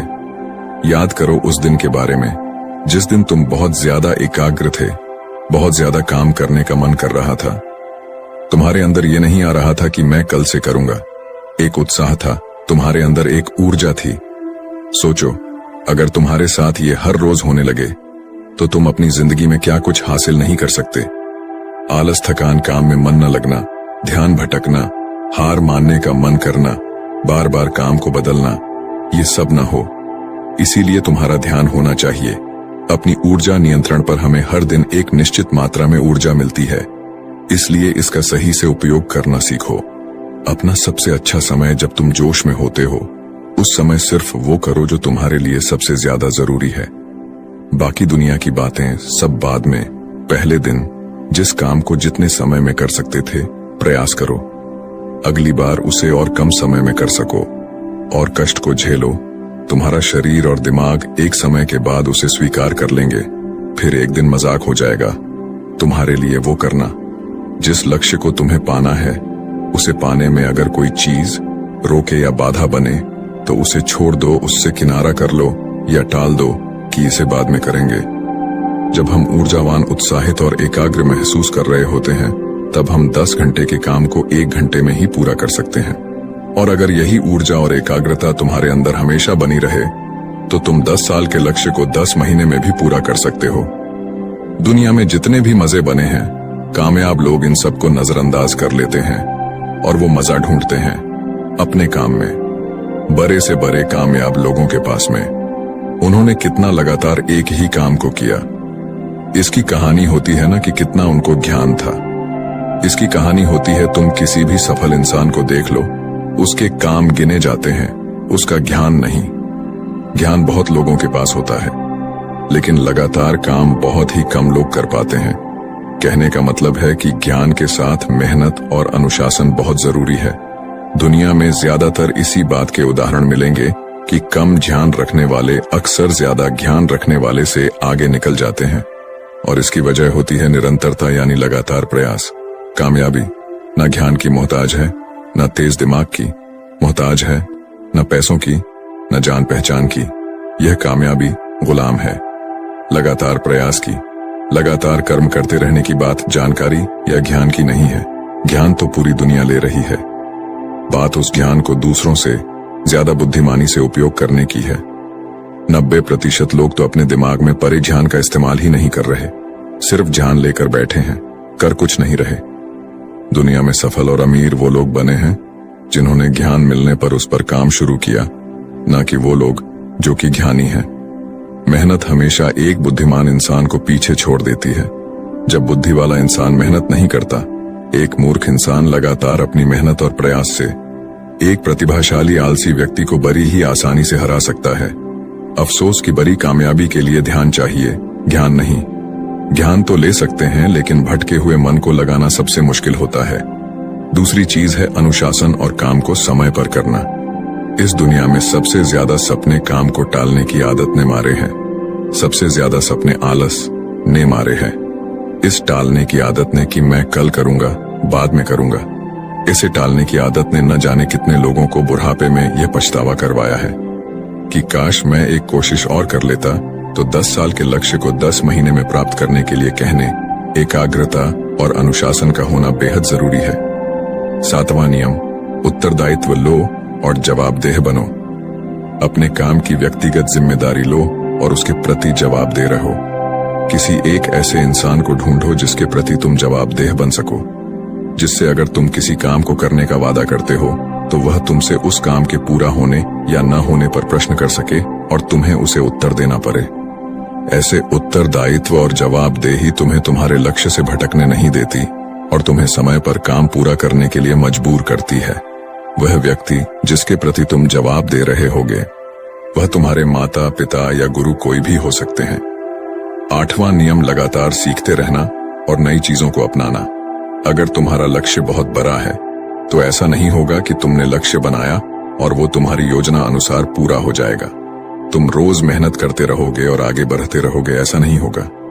रास्ते में कई सारे उतार चढ़ाव आते रहेंगे। कई बार तुम बहुत मेहनत करोगे, तुम्हें कुछ अच्छे परिणाम मिलेंगे। फिर तुम मेहनत करते रहोगे लेकिन तुम्हें परिणाम नहीं मिलेंगे। तुम नीचे आओगे, ऐसे ही फिर ऊपर जाओगे और ऐसे ही कई बार होता रहेगा। तब जाकर तुम्हारा दिमाग, तुम्हारा शरीर और तुम्हारा विश्वास ये चीज स्वीकार कर पाएंगे कि हाँ, मुश्किलों के बाद भी तुम बड़ी सफलता प्राप्त कर सकते हो। बात बहुत ही साधारण है, बदलाव प्रकृति का नियम है। इसलिए लगातार नया सीखते जाओ, अपने पुराने बेकार विश्वासों को तोड़ते जाओ और समय के अनुसार नई चीजों और नए तरीकों को अपनाते जाओ। इतना कहने के बाद बौद्ध भिक्षु ने अपनी बात समाप्त की। अब उस युवक को समझ आ चुका था कि उसे जल्दी सफलता हासिल करने के लिए क्या क्या करना है। उसने इस जानकारी के लिए बौद्ध भिक्षु का धन्यवाद किया और वहां से चला गया। तो दोस्तों, उम्मीद है इस वीडियो से आपको काफी कुछ। दोस्तों, जब हमारा मस्तिष्क अच्छे तरीके से काम करता है तो ही हम अच्छा सोच पाते हैं और जीवन में अच्छे अच्छे बदलाव भी ला पाते हैं। और जीवन में अगर आपको बड़े फैसले लेने हैं, मुश्किल हालातों से निपटना होता है, तो हमें मानसिक रूप से मजबूत होना बहुत ज्यादा जरूरी होता है। जरूरी नहीं कि आपकी जिंदगी में हर पल अच्छा ही होता रहे और आप तभी खुश रहें। कभी कभी आपकी जिंदगी में ऐसे वक्त भी आएंगे जहां पर आपको भारी मुसीबतों का सामना भी करना पड़ सकता है। ऐसे में कई बार होता है कि इंसान मुसीबतों का सामना करते करते अपने मुश्किल हालातों से लड़ते लड़ते अपने जीवन से हारने लगता है। लेकिन वहीं पर जो इंसान मानसिक रूप से मजबूत होते हैं, वह इन मुश्किल हालातों से अपने कठिन समय से बाहर जरूर निकल आते हैं। तो दोस्तों, आज की इस वीडियो में हम अपने मुश्किल वक्त से बाहर कैसे आएं, इसी पर चर्चा करने वाले हैं। मैं 8 नियम बताने वाला हूं, जिसे अगर आप जान और समझ लेते हैं तो यकीन मानिए आप अपने मुश्किल हालातों से जरूर बाहर निकल आएंगे और आप मानसिक रूप से एक मजबूत इंसान भी बन जाएंगे। तो मित्रों, आज की यह वीडियो बहुत ही महत्वपूर्ण होने वाली है। इसे छोड़कर कहीं जाइएगा नहीं। मित्रों, एक बार एक बौद्ध महात्मा आश्रम में अपने शिष्यों को दिमाग के ऊपर कुछ प्रवचन दे रहे थे।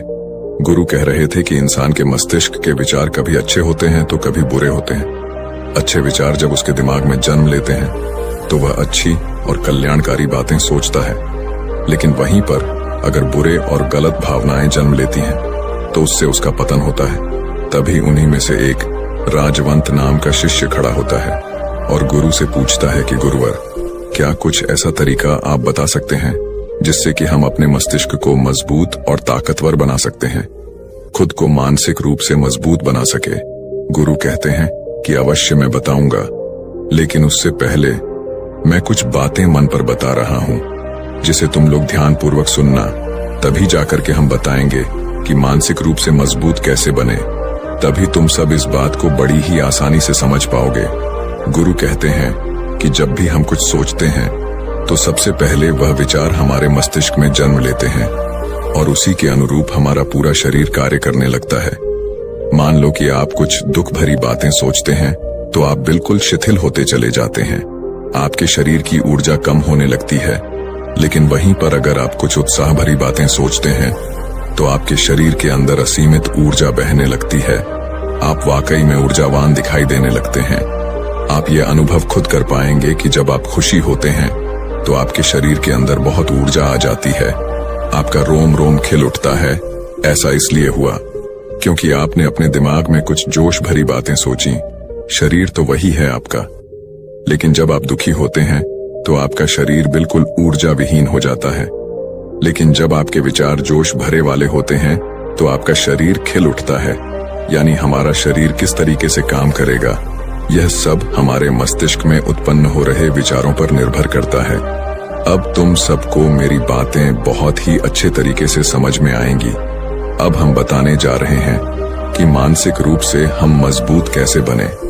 गुरु कहते हैं कि मैं तुम सबको 8 तरीका बताऊंगा। अगर आप उन 8 तरीकों को अपने दिमाग में लाते हैं, वैसा ही सोचते हैं, तो यकीन मानिए आपका शरीर भी वैसा ही काम करने लगेगा।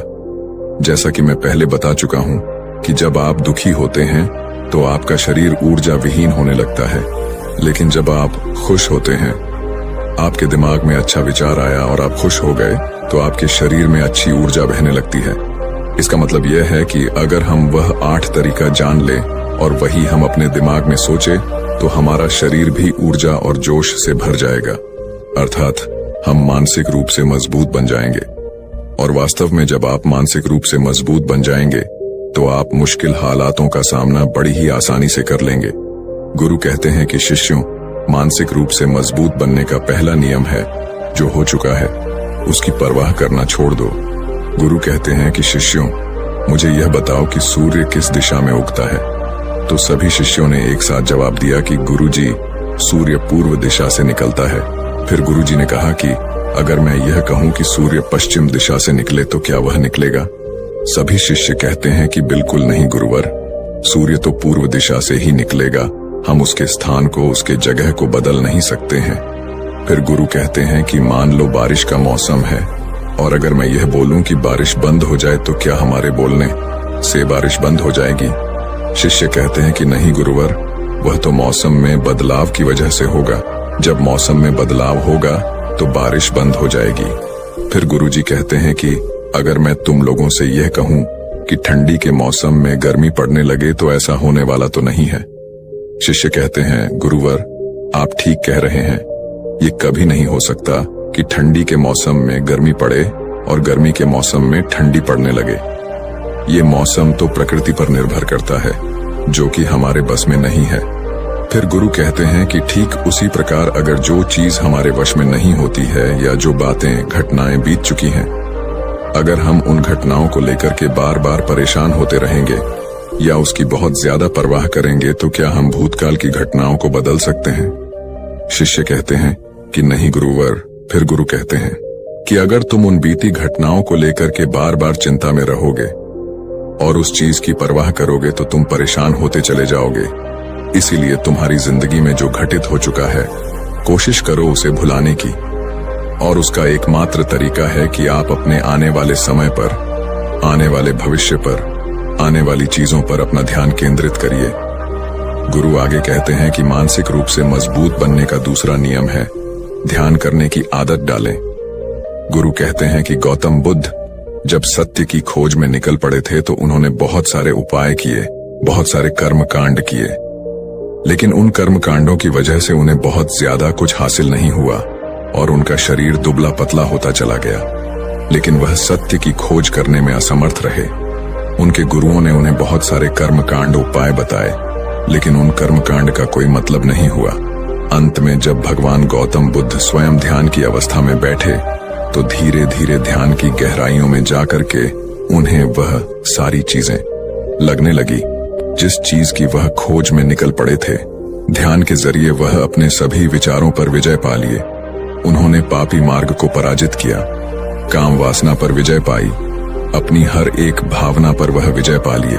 और यह सब तभी हुआ जब वे ध्यान की गहरी अवस्था में बैठे और कई दिनों तक ऐसे ही बैठे रहे। ध्यान करने से हमारा मन और मस्तिष्क बहुत ही शांत हो जाता है, जिससे कि अगर हम किसी वस्तु पर या किसी के बारे में या किसी चीज के बारे में जब विचार करते हैं तो हमारा पूरा ध्यान उसी पर केंद्रित रहता है। हमारा दिमाग ज्यादा इधर उधर भागता नहीं है और हम चीजों को बहुत ही अच्छे तरीके से समझ पाते हैं। ध्यान ही एक ऐसा तरीका है जो आपको हर तरीके से आपके दिमाग को मजबूत बनाता है।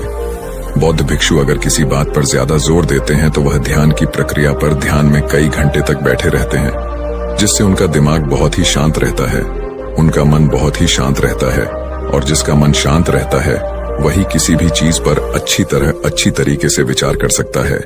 अर्थात वह मन और मस्तिष्क दोनों से मजबूत होता चला जाता है। ध्यान करने से आपकी सारी वासनाएं आपके नियंत्रण में रहेंगी।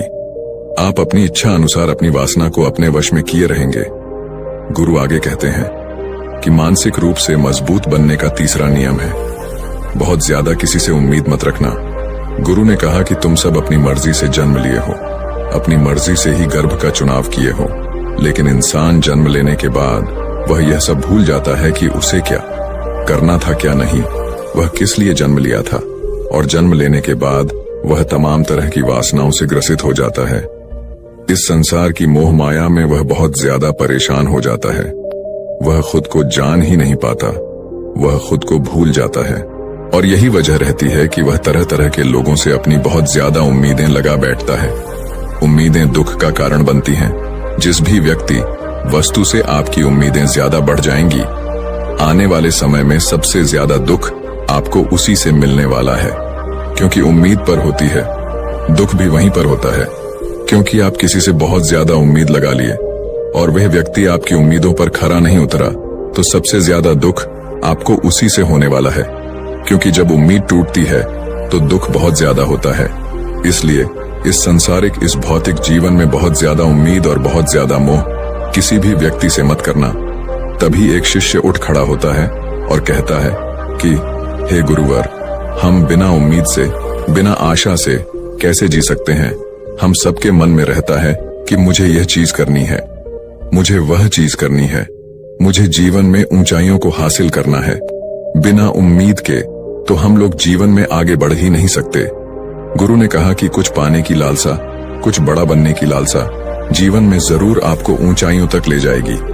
कुछ बड़ा बनने के लिए लालसा खुद से होती है, ना कि किसी व्यक्ति वस्तु विशेष से। मैं यहाँ पर लोगों के बारे में बात कर रहा हूँ कि अगर तुम यह सोचो कि मेरा दोस्त मेरे साथ हमेशा खड़ा रहेगा, या मेरे लिए मेरे साथ हमेशा खड़ा रहेगा, या आप जो सोचे वह सामने वाला इंसान आपके लिए वैसा करे, तो यह सभी चीजें बहुत ज्यादा उम्मीद और मोह को बढ़ावा देती हैं। बहुत ज्यादा उम्मीद किसी से मत रखना। खुद से उम्मीद रखोगे तो दुख बहुत ज्यादा नहीं होगा, लेकिन अगर दूसरों से उम्मीद रखोगे और वह उम्मीद पूरी नहीं हुई तो दुख बहुत ज्यादा होगा। कई बार होता है कि माता पिता जो अपने जीवन में हासिल नहीं कर पाए, वह चाहते हैं कि वह चीज उनके बच्चे हासिल करें। वह सारा भार अपने बच्चों पर लाद देते हैं। बच्चे उनके हिसाब से चले व उनकी उम्मीदों को पूरा करें। उन्होंने ने जो अपने जीवन में हासिल नहीं कर पाया, वह काम अब उनके बच्चे करें। और लगभग इस समय तो सभी के माता पिता यही कह रहे हैं। बहुत कम लोग होते हैं जो अपने बच्चों को आजाद रखते हैं। मेरी सभी से गुजारिश है कि अपनी उम्मीदों का पहाड़ अपने बच्चों पर ना थोपे। गुरु कहते हैं कि मानसिक रूप से मजबूत होने का चौथा नियम है कि पहली बार में ही किसी काम में फेल होने से डरो मत। गुरु आगे कहते हैं कि शिष्यों, अगर डर तुम पर हावी हो जाएगा तो तुम अवश्य असफल हो जाओगे।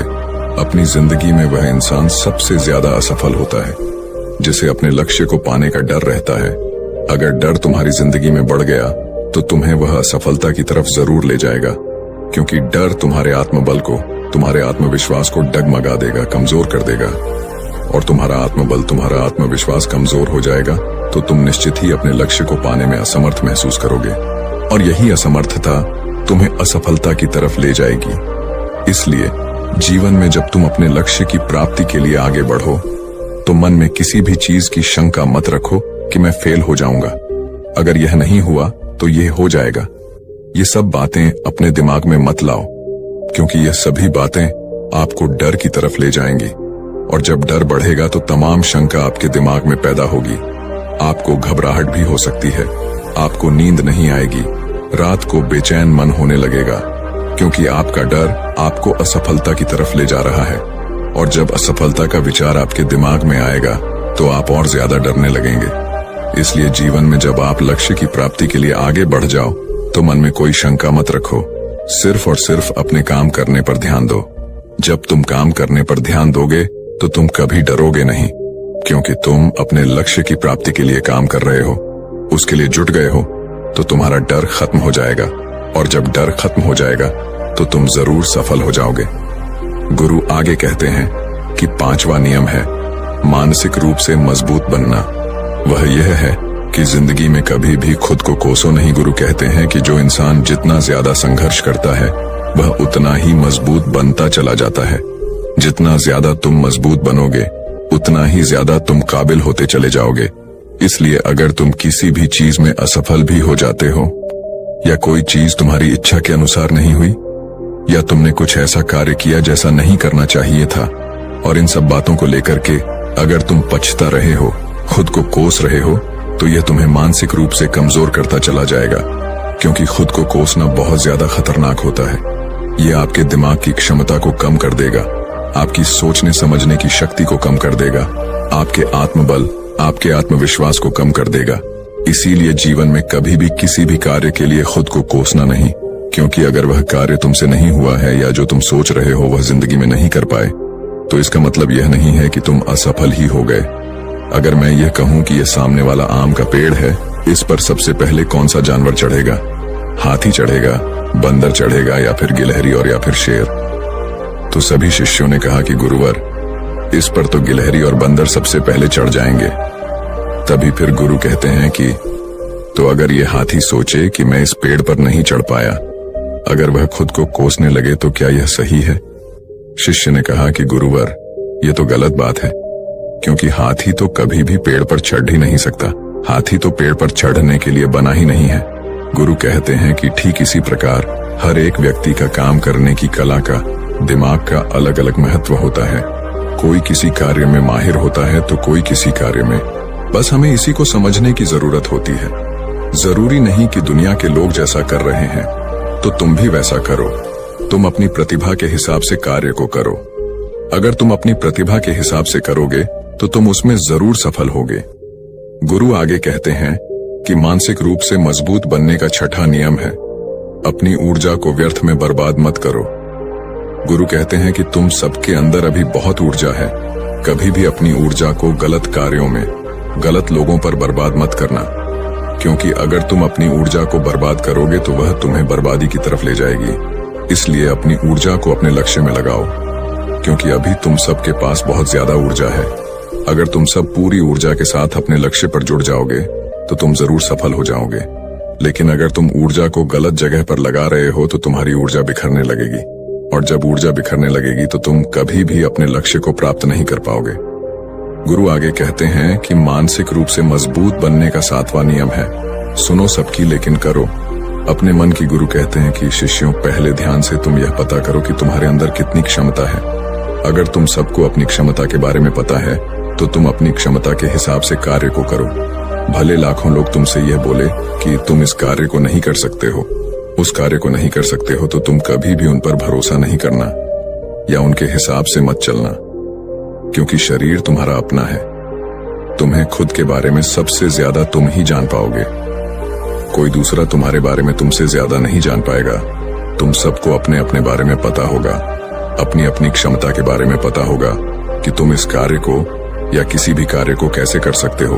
कोई किसी कार्य को बहुत जल्दी कर सकता है तो कोई थोड़ा समय लगा सकता है। ये सब बातें तुम सबको खुद के बारे में सबसे ज्यादा तुम्ही को ही पता होगी। इसलिए तुम्हारे अंदर जो क्षमता है, अपनी क्षमता के हिसाब से ही अपने कार्य का चुनाव करो।